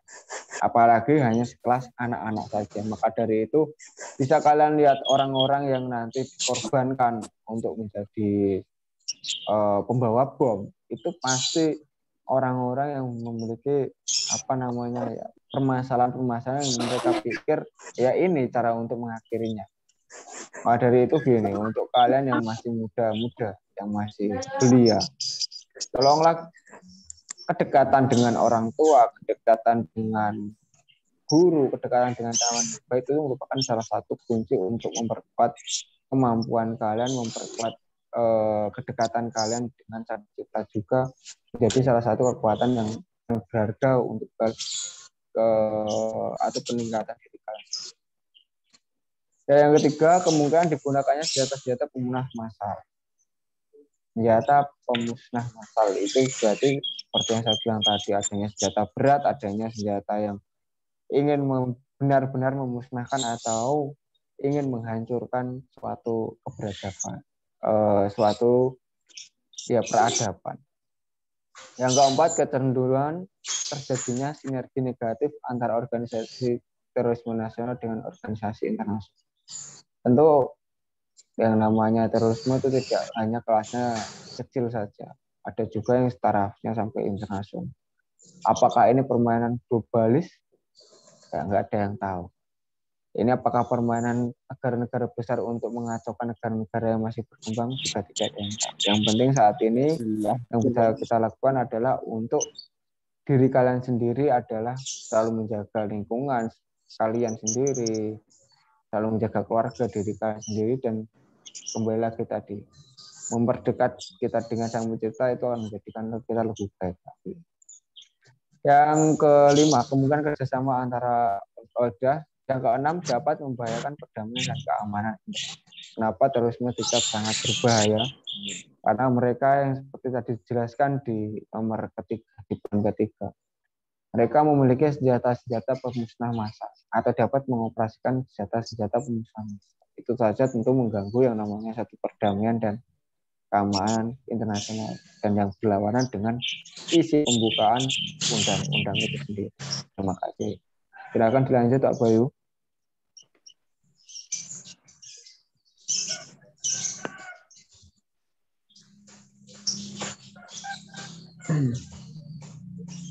Ya, ini tadi seperti yang saya jelaskan di atas. Silakan dilanjut lagi, Pak Bayu. Sudah.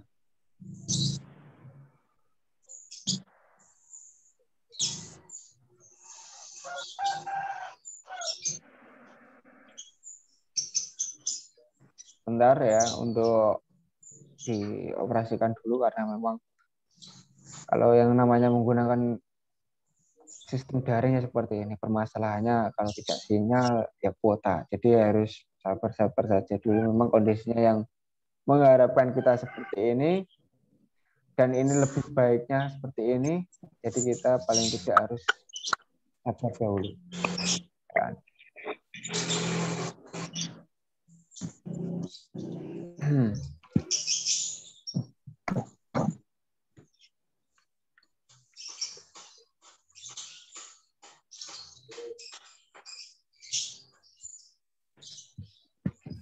Oke, silakan dilanjut, Pak Bayu.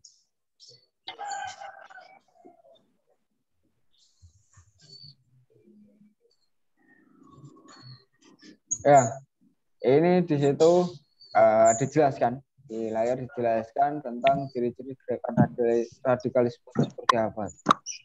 Ternyata ada 6 contohnya. Menurut ahli, ciri-ciri gerakan radikalisme itu yang pertama ada mengklaim kebenaran tunggal. Seperti yang saya bilang tadi, tidak ada kelompok lain yang benar, tidak ada agama lain yang benar, tidak ada organisasi yang benar. Yang benar ya hanya kelompoknya. Seperti itu. Jadi mereka mengklaim kebenaran yang tunggal. Hanya kelompoknya saja yang benar. Yang lain nggak ada yang benar. Yang kedua, mengutamakan ibadah secara penampilan dan jihadis. Ini yang seperti saya jelaskan tadi di awal. Mungkin penampilan yang bersorban, berkening hitam, berjenggot panjang, bercadar, dan lain-lain. itu mereka gunakan untuk identitas. Karena mereka apa? Menginginkan Islam itu jelek, ya kan? Keinginannya seperti itu. Tapi padahal tidak semuanya seperti itu. Dan jihad menurut mereka, kalau mereka berani mengorbankan diri mereka untuk kelompoknya, bukan untuk sang penciptanya, tapi untuk kelompoknya. Itu yang terutama ciri-ciri gerakan radikalisme seperti itu. Yang kedua, yang pertama mengklaim kebenaran tunggal, yang kedua mengutamakan ibadah secara penampilan dan jihadis, dan yang ketiga menggunakan cara-cara kekerasan seperti pengeboman, penculikan, penyanderaan, pembajakan, dan lain sebagainya, di mana itu membuat masyarakat takut, resah, membuat negara juga menjadi lebih memperketat keadaan, nah, seperti itu.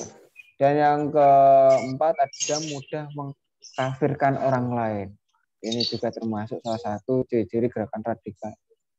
Yang seperti yang saya bilang tadi, mengklaim kebenaran tunggal, mereka juga sama.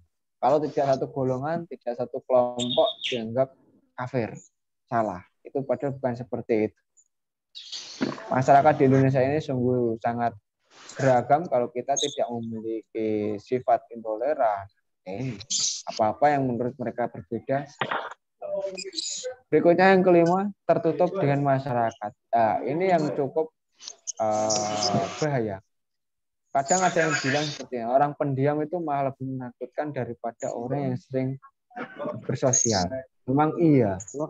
Wong air saja kalau lebih tenang itu lebih berbahaya daripada air yang deras. Jadi tertutup dengan masyarakat, tidak pernah berkomunikasi dengan orang lain, mereka tidak pernah menjalin hubungan dengan orang yang ikut serta dengan orang atau kelompoknya atau dengan tetangganya. Itu bisa menjadi salah satu ciri-ciri. Yang terakhir ada apolitik, tidak mengikuti kebijakan pemerintah yang tidak menerapkan sistem khilafah, ya kan?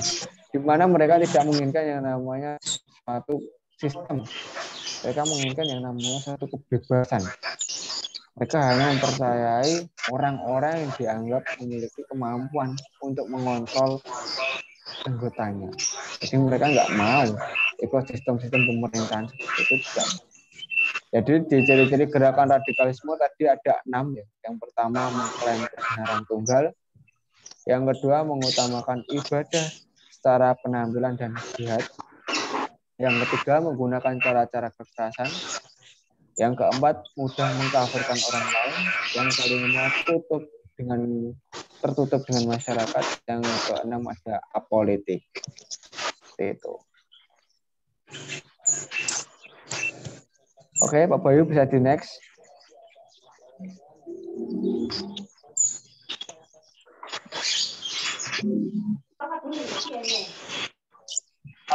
Ini ada beberapa faktor pencetus sehingga suatu sikap radikalisme dan terorisme itu bisa terjadi. Yang pertama, sikap radikalisme itu terjadi bisa karena perubahan secara total dan bersifat revolusioner. Yang kedua adalah menjungkir balikkan nilai-nilai yang ada. Ciri-cirinya apa? Intoleran tadi, tidak mau menghargai pendapat atau keyakinan orang lain.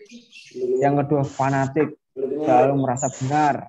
Yang ketiga, eksklusif, membedakan diri dari umat Islam umumnya. Yang keempat, revolusioner, cenderung menggunakan cara-cara kekerasan untuk mencapai tujuan.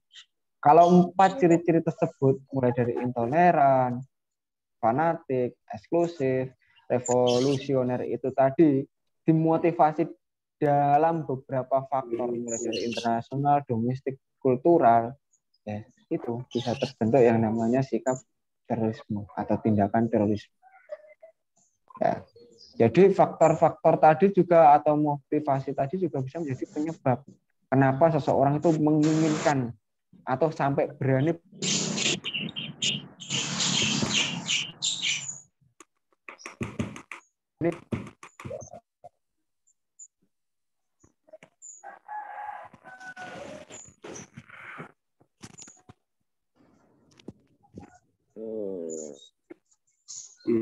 melaksanakan persiapan kerjaan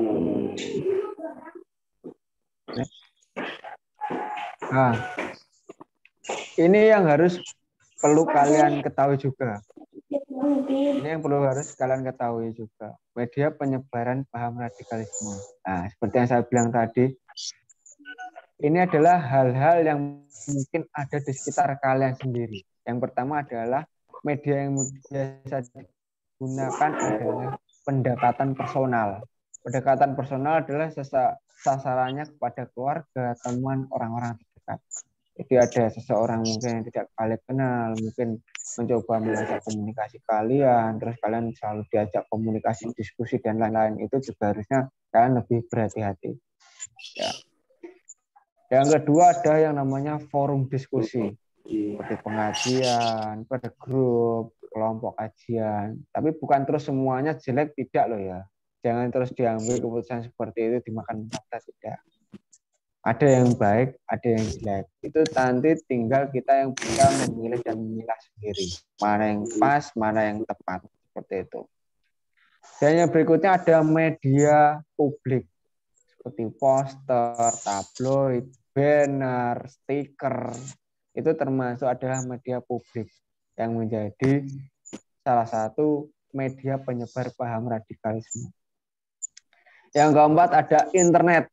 Nah, ini yang sering dibuka mungkin oleh kalian di internet. Ada yang namanya sosial media ya, mulai dari website, mulai dari Facebook, mulai dari Instagram, Twitter, atau yang lainnya. Itu bisa saja menjadi alat mereka atau kelompok mereka untuk menyebarkan paham radikalisme. Jadi tolong kalian harus benar-benar paham dalam menggunakan sosial media sosial kalian. Ya. Jadi jangan sampai media sosial itu malah menjadi senjata buat diri kalian sendiri, yang mengenai kalian sendiri. Ya, jadi sosial media itu samanya pisau bermata dua. Kalau kalian tidak bisa menggunakan baik, ya kalian yang akan tersakiti sendiri. Tapi kalau kalian bisa menggunakan dengan baik, wah itu akan menjadi senjata yang sangat mematikan. Karena kalian akan mendapat informasi yang sangat banyak, ilmu yang sangat banyak, ataupun suatu hal yang ingin kalian inginkan lah kalau di media sosial. Seperti itu. Sedangkan isu penyebaran radikalisme melalui doktrin itu terjadi karena adanya beberapa penyebab juga. Yang pertama ada ketidakadilan. Ada yang merasa si A kok untuk bantuan, aku kok gak entuk. Si B kok untuk ini, aku kok gak entuk. Rasa tersebut yang nantinya membuat seseorang itu menjadi termotivasi. Mereka kok merasa tersakiti terus. Negaraku kenapa seperti ini? Agamaku kenapa seperti ini? Nah, mungkin jalan terbaiknya apa? Dikomunikasikan dengan orang yang tepat. Bukan terus mengambil kesimpulan sendiri.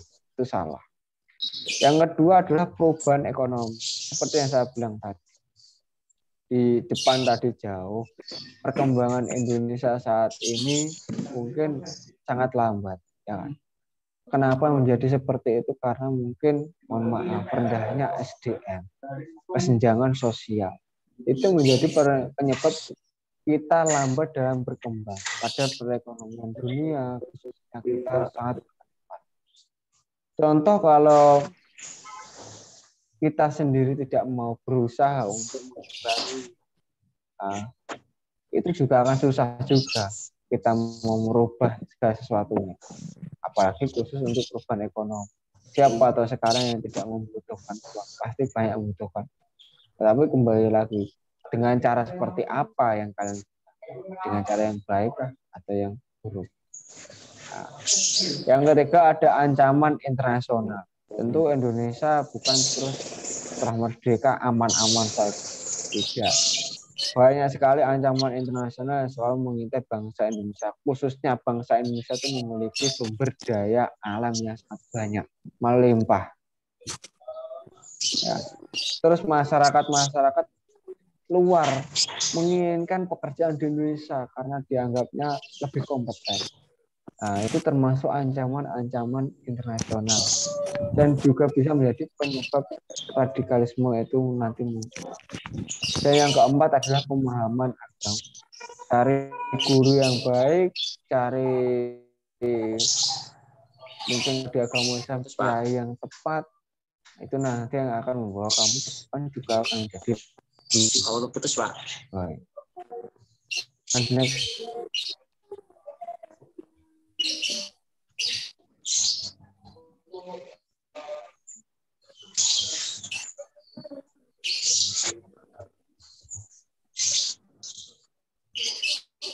Untuk Pak Bayu akan di next.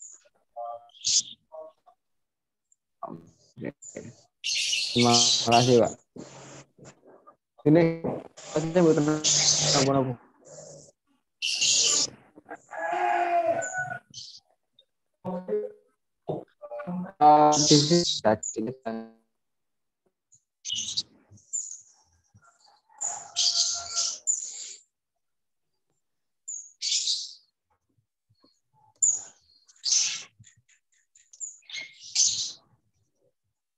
Tapi setelah gini. Kira tunggal kan. Pulang. Selesai.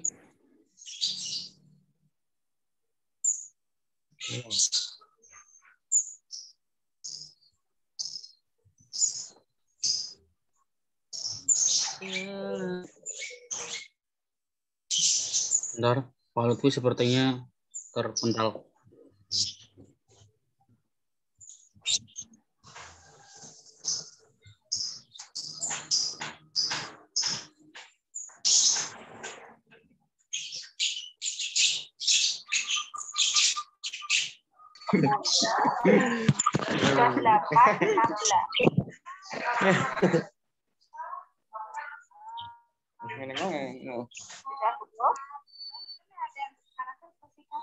Untuk pelajaran budaya Ada ini. menggunakan aplikasi. Oke, mohon maaf, ya tadi sinyalnya agak tidak stabil, jadi ini tadi keluar. Oke, saya jelaskan sedikit tentang generasi muda tadi, ya kan? Menurut ya ini kalau ini sudah jelas ya, sudah mungkin juga kalian bisa membaca. Menurut penelitian yang menyasar di berbagai kelompok anak muda di berbagai daerah di Indonesia menyimpulkan menguatkan tren peningkatan keagamaan generasi muda milenial, persepsi keagamaan muda sangat tinggi. Jadi yang menentukan perkembangan Indonesia lebih cepat yaitu anak-anak muda kita seperti saat ini. Anak-anak mudanya kalau hanya cuma leha-leha, santai-santai, jangan kaget kalau besok kalian kalau sudah sedang kerja kalian juga akan diperlakukan seperti itu. Walaupun kalian sampai tangisan ataupun sampai kedibukan sendiri. Kalau perusahaan yang menerima kalian akan santai. Sikap kalian juga yang nanti akan mencerminkan kalian ke depan itu seperti apa sendiri. Ya. Ada juga yang di Zoom seperti ini, bukan mereka malah mendengar, banyak membahas tentang yang lain, itu termasuk salah satu kemirisan sendiri. Ya. Terus selain itu juga, ya, kalau tentang membahas generasi muda seperti saat ini, kita tentu saja sudah tahu, kita tidak pernah tatap muka hampir 2 tahun, untuk banyak sekali perubahan sikap kalian, mungkin ya saya mengharapkannya sikap yang baik. Ya. Mungkin kalian harus lebih dewasa bagaimana kita harus mencikapi, bagaimana kita harus berani bertindak, bagaimana harus kita tepat dalam melakukan suatu tindakan, itu yang harus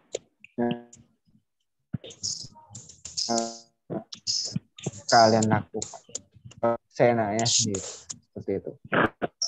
Nah, kembali lagi tentang generasi milenial ini tadi, yang dari bukunya Dr. Muhammad Faisal itu menentukan generasi muda itu yang akan menentukan bangsa ini ke depannya juga seperti apa.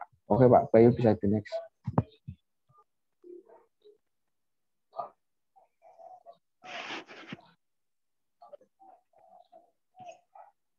Ya, generasi muda milenial dapat menjadi bonus sekaligus ancaman. Nah, kalian termasuk yang mana? Apakah kalian termasuk bonus atau kalian ada ancaman? Nah, bisa dibaca generasi muda milenial. Yang pertama terbiasa dengan wacana di dunia maya yang beragam.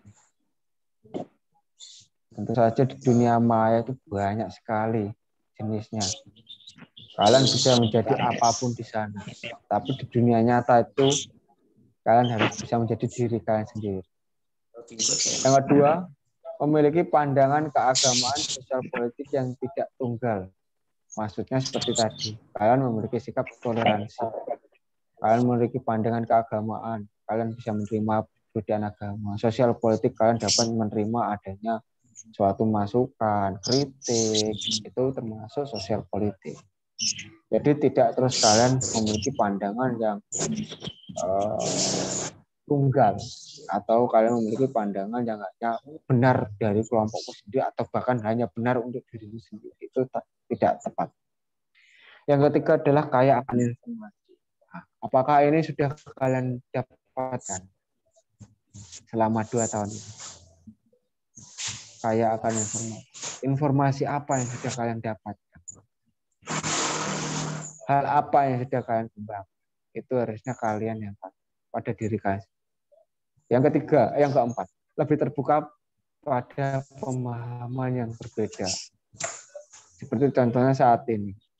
Biasanya yang namanya pembelajaran, kita tatap muka secara langsung, bertemu dengan Bapak Guru secara langsung, bertemu dengan murid secara langsung, bertemu dengan teman secara langsung. Tapi saat ini berbeda. Ya ini adalah lebih terbuka pada pemahaman yang berbeda. Kalian dapat menerima masukan yang baru, kita dapat menerima yang namanya perubahan. Ya.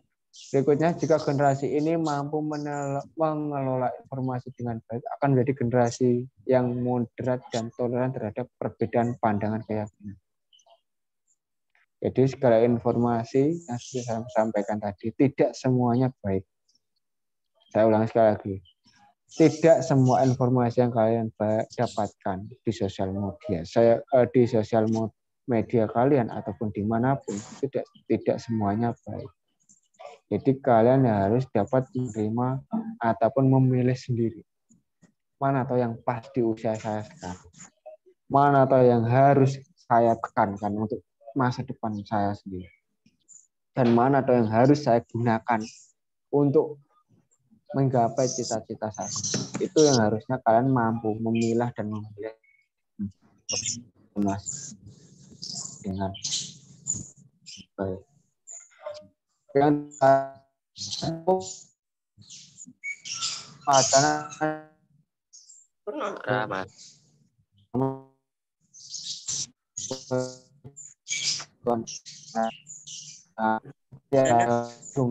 yang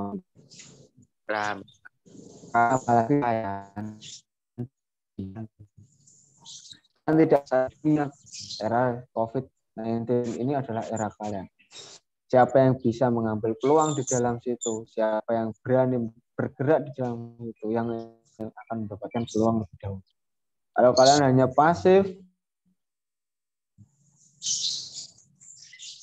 hanya diam, hanya salahkan eramu sendiri nanti kalau kalian sudah dewasa, sudah paham bagaimana yang dunia kerja itu, kalian akan merasakan sulitnya seperti apa. Nah, itu kalau generasi muda ini. Ada beberapa contohnya tadi. Namun sebaliknya, jika narasi dengan ekstrem radikal akan jadi ancaman serius bagi bangsa Indonesia di masa. Contohnya ya seperti tadi, kalian hanya percaya kelompok untuk wes sing mbok gagas omongan kelompok, omongan orang tua kalian nggak pernah kamu dengarkan, omongan bapak ibu guru nggak pernah dengarkan.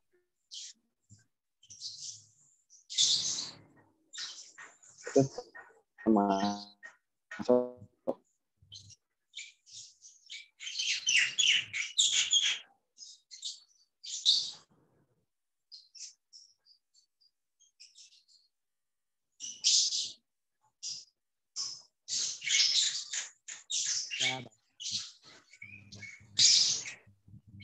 Oke, Pak Bayu bisa next. Ya, oke. Ini tentang nasionalisme religius di Indonesia. Indonesia mengalami banyak kasus proxy war atau peristiwa terbaru adanya upaya polarisasi pembentukan antara nasionalisme dengan agama. Namun sejatinya nilai dalam agama dan nasionalisme saling mengisi dan melengkapi. Ini memang benar. Nasionalisme dan agama itu harus saling melengkapi. Agama itu isinya, nasionalisme itu bungkusnya. Jadi tidak terus kamu memiliki sikap agama, tapi kamu melupakan negara. Ataupun kamu memiliki sikap nasionalisme yang tinggi, tapi kamu melupakan agama. Itu tidak tepat. Jadi harus sama-sama berimbang. Terus kita bisa lihat bagaimana nilai Pancasila dan nasionalisme dari beberapa agama. Di situ di agama Islam, mulai dari sila 1 sampai ke 5 sudah dijelaskan pada surat apa saja. Di agama Kristen, mulai dari sila 1 sampai ke 5 juga sudah dijelaskan pada surat apa saja. Di Katolik di situ juga sama, sudah ada penjelasannya. Di Buddha juga sudah ada, di Hindu juga sudah ada, Konghucu juga sudah ada. Jadi semua agama yang ada di Indonesia itu tentu saja sudah memikirkan bagaimana cara mempersatukan negara ini dengan agama mereka. Jadi antara nasionalisme dan agama itu selalu berseimbangan dan berkesinambungan. Seperti itu. Monggo Pak Bayu dilanjut.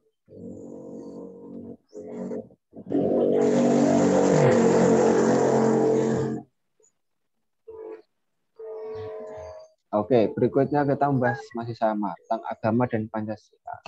Agama mestinya sebagai sumber untuk peningkatan peradaban, bukan sebagai identitas kelompok sosial. Saya ulangi lagi, agama itu sebagai sumber, bukan sebagai identitas kelompok sosial. Sehingga kehadiran agama yang berbeda-beda tidak dimaknai sebagai ancaman. Itu yang pertama. Yang kedua, kehadiran agama yang berbeda-beda itu mestinya mengintegrasikan, bukan malah dijadikan sebagai perbedaan sosial dan sumber kekerasan. Jadi harusnya kalian menyukai ada berbagai macam agama. Tentu saja ada berbagai macam jenis cara mereka beribadah, kita mendapatkan informasi yang banyak, mendapatkan informasi yang banyak juga. Yang terakhir, agama bisa meneguhkan nilai-nilai Pancasila ketika agama dimaknai oleh pemeluknya sebagai sumber peradaban dalam masyarakat plural seperti Indonesia. Jadi tadi tentu saja di setiap agama sudah memiliki makna masing-masing di tiap kitab mereka, kepercayaan mereka pada Pancasila. Oke, bisa dilanjut Pak Bayu.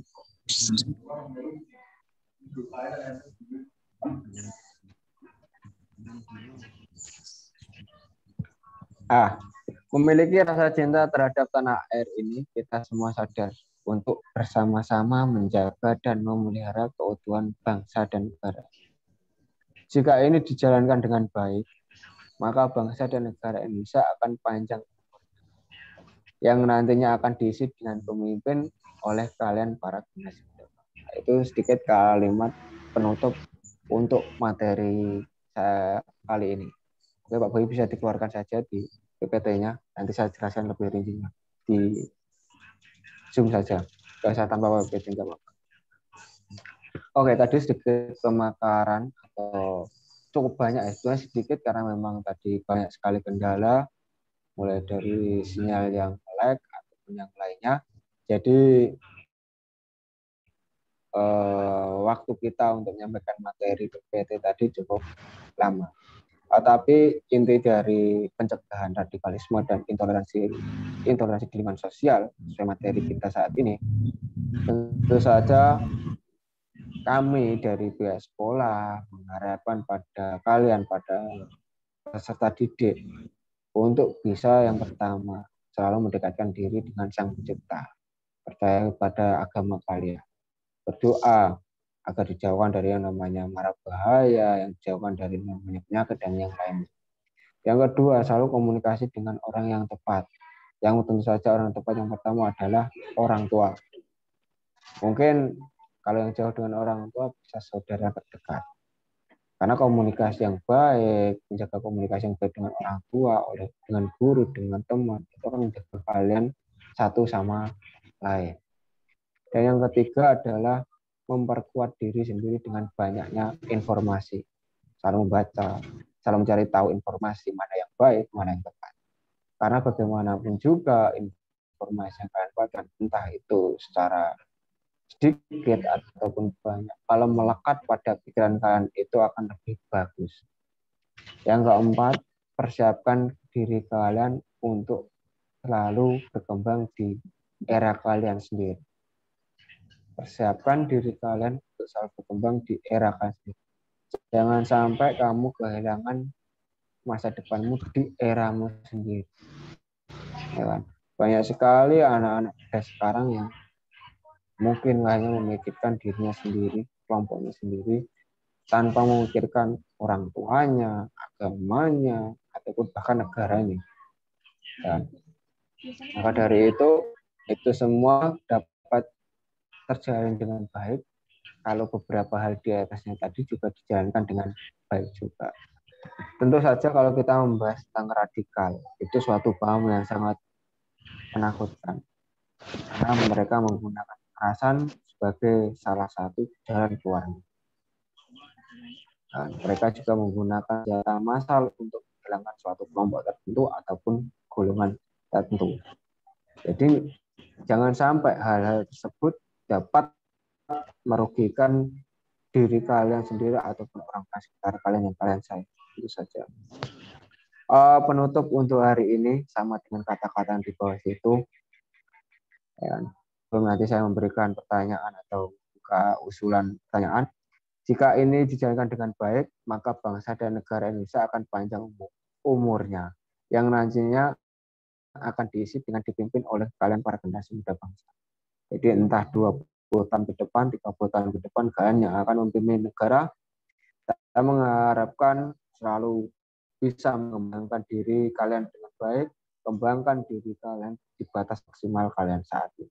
Terima kasih. Itu presentasi sedikit dari saya khususnya. Apakah ada yang mau ditanyakan, bisa nanti speakernya diaktifkan dan bertanya dengan baik sesuai dengan materi tadi. Terima kasih.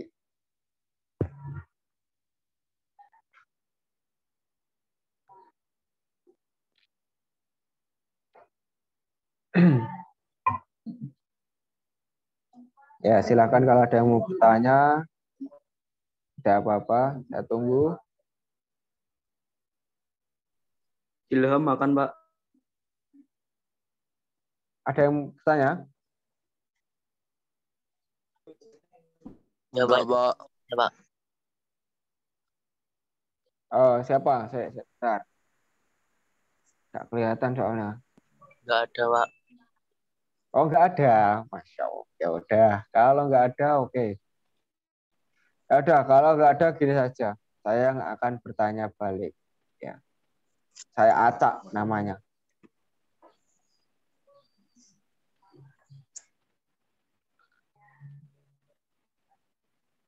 Oke.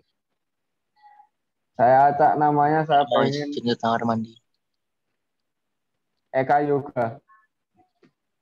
Eka Yoga, mana Eka Yoga? Eka Yoga. Kalau nggak ada, dikeluarkan saja Pak Bayu, Eka Yoga. Dan nggak kelamaan. Silakan videonya yang mati-mati diaktifkan dulu. Ya. Eka Yoga yang mana? Sudah? Ya, Pak hadir, Pak. Oke, Eka Yoga. Tadi sudah mendengarkan kau? Iya. Oke. Yang ingin saya tanyakan, apa toh motivasi kalian mengikuti MPLS ini? Untuk membangun karakter siswa. Wah. Terus yang lainnya, kok jawabannya CSD aja.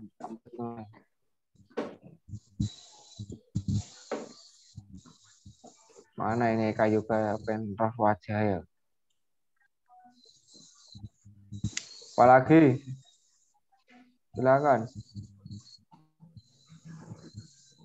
Dan untuk meningkatkan karakter siswa. Apalagi setelah itu?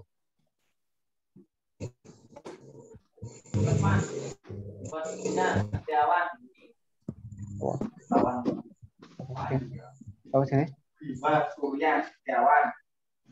Oke, ya udah saya lanjut. Bima Surya Setiawan.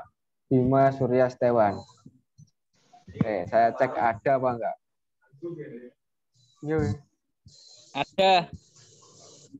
Mana Bima Surya Setiawan? Pak, saya tolong arahkan ke situ, Pak. Oh. Ini saya. Mana? Bima Surya Setiawan. Angkat tangan. Angkat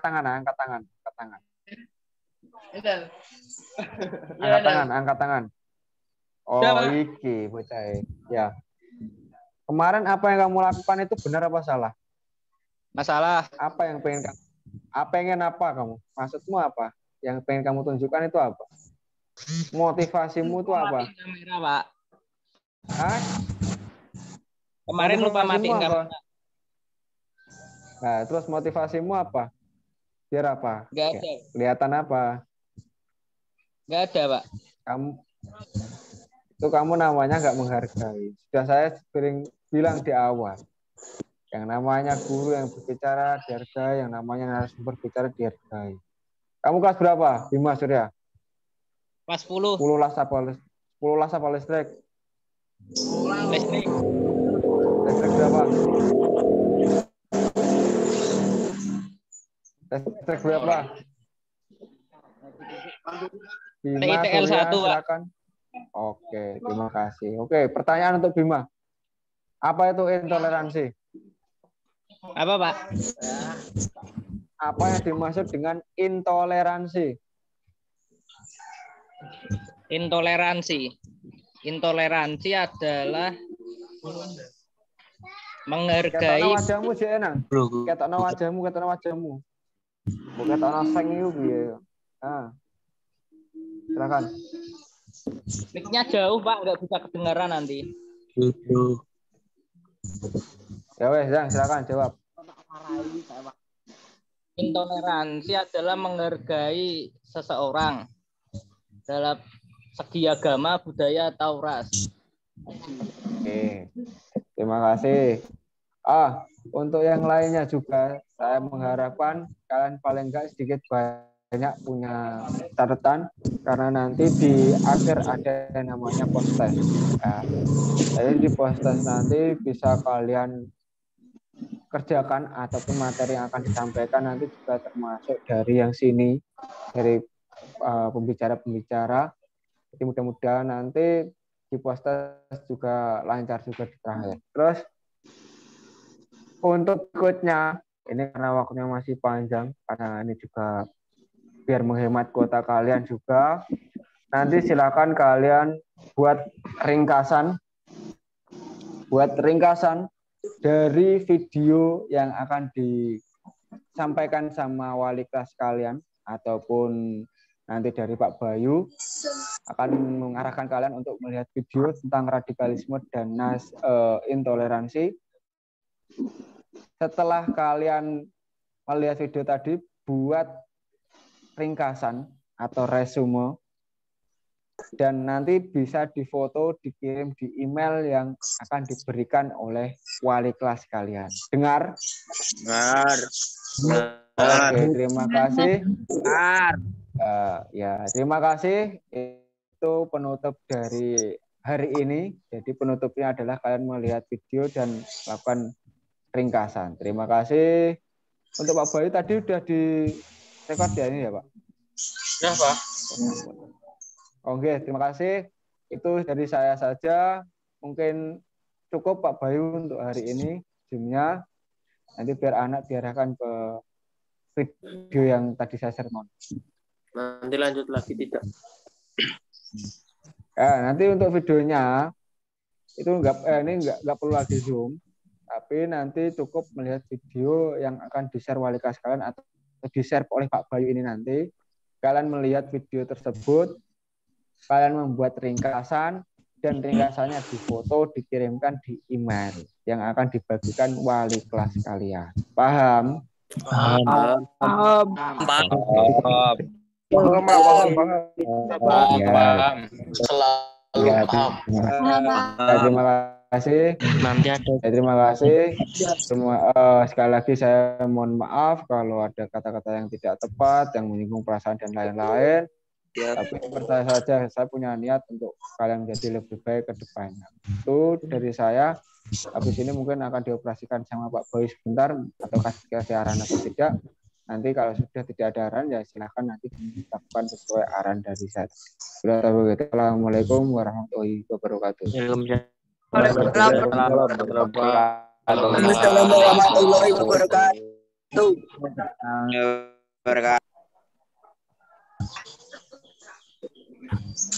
Ya, selanjutnya kita lanjutkan di grup WA dengan wali kelas kalian. Video nanti dikirimkan ke grup WA. Zoom-nya sudah selesai. Sudah selesai nih, Pak. Sudah Zoom-nya. Sesi ketiga, Pak. Lanjut ke grup WA. Ilham penting di celana, Pak. Nanti videonya dikirim ke grup WA kalian, WA kelas.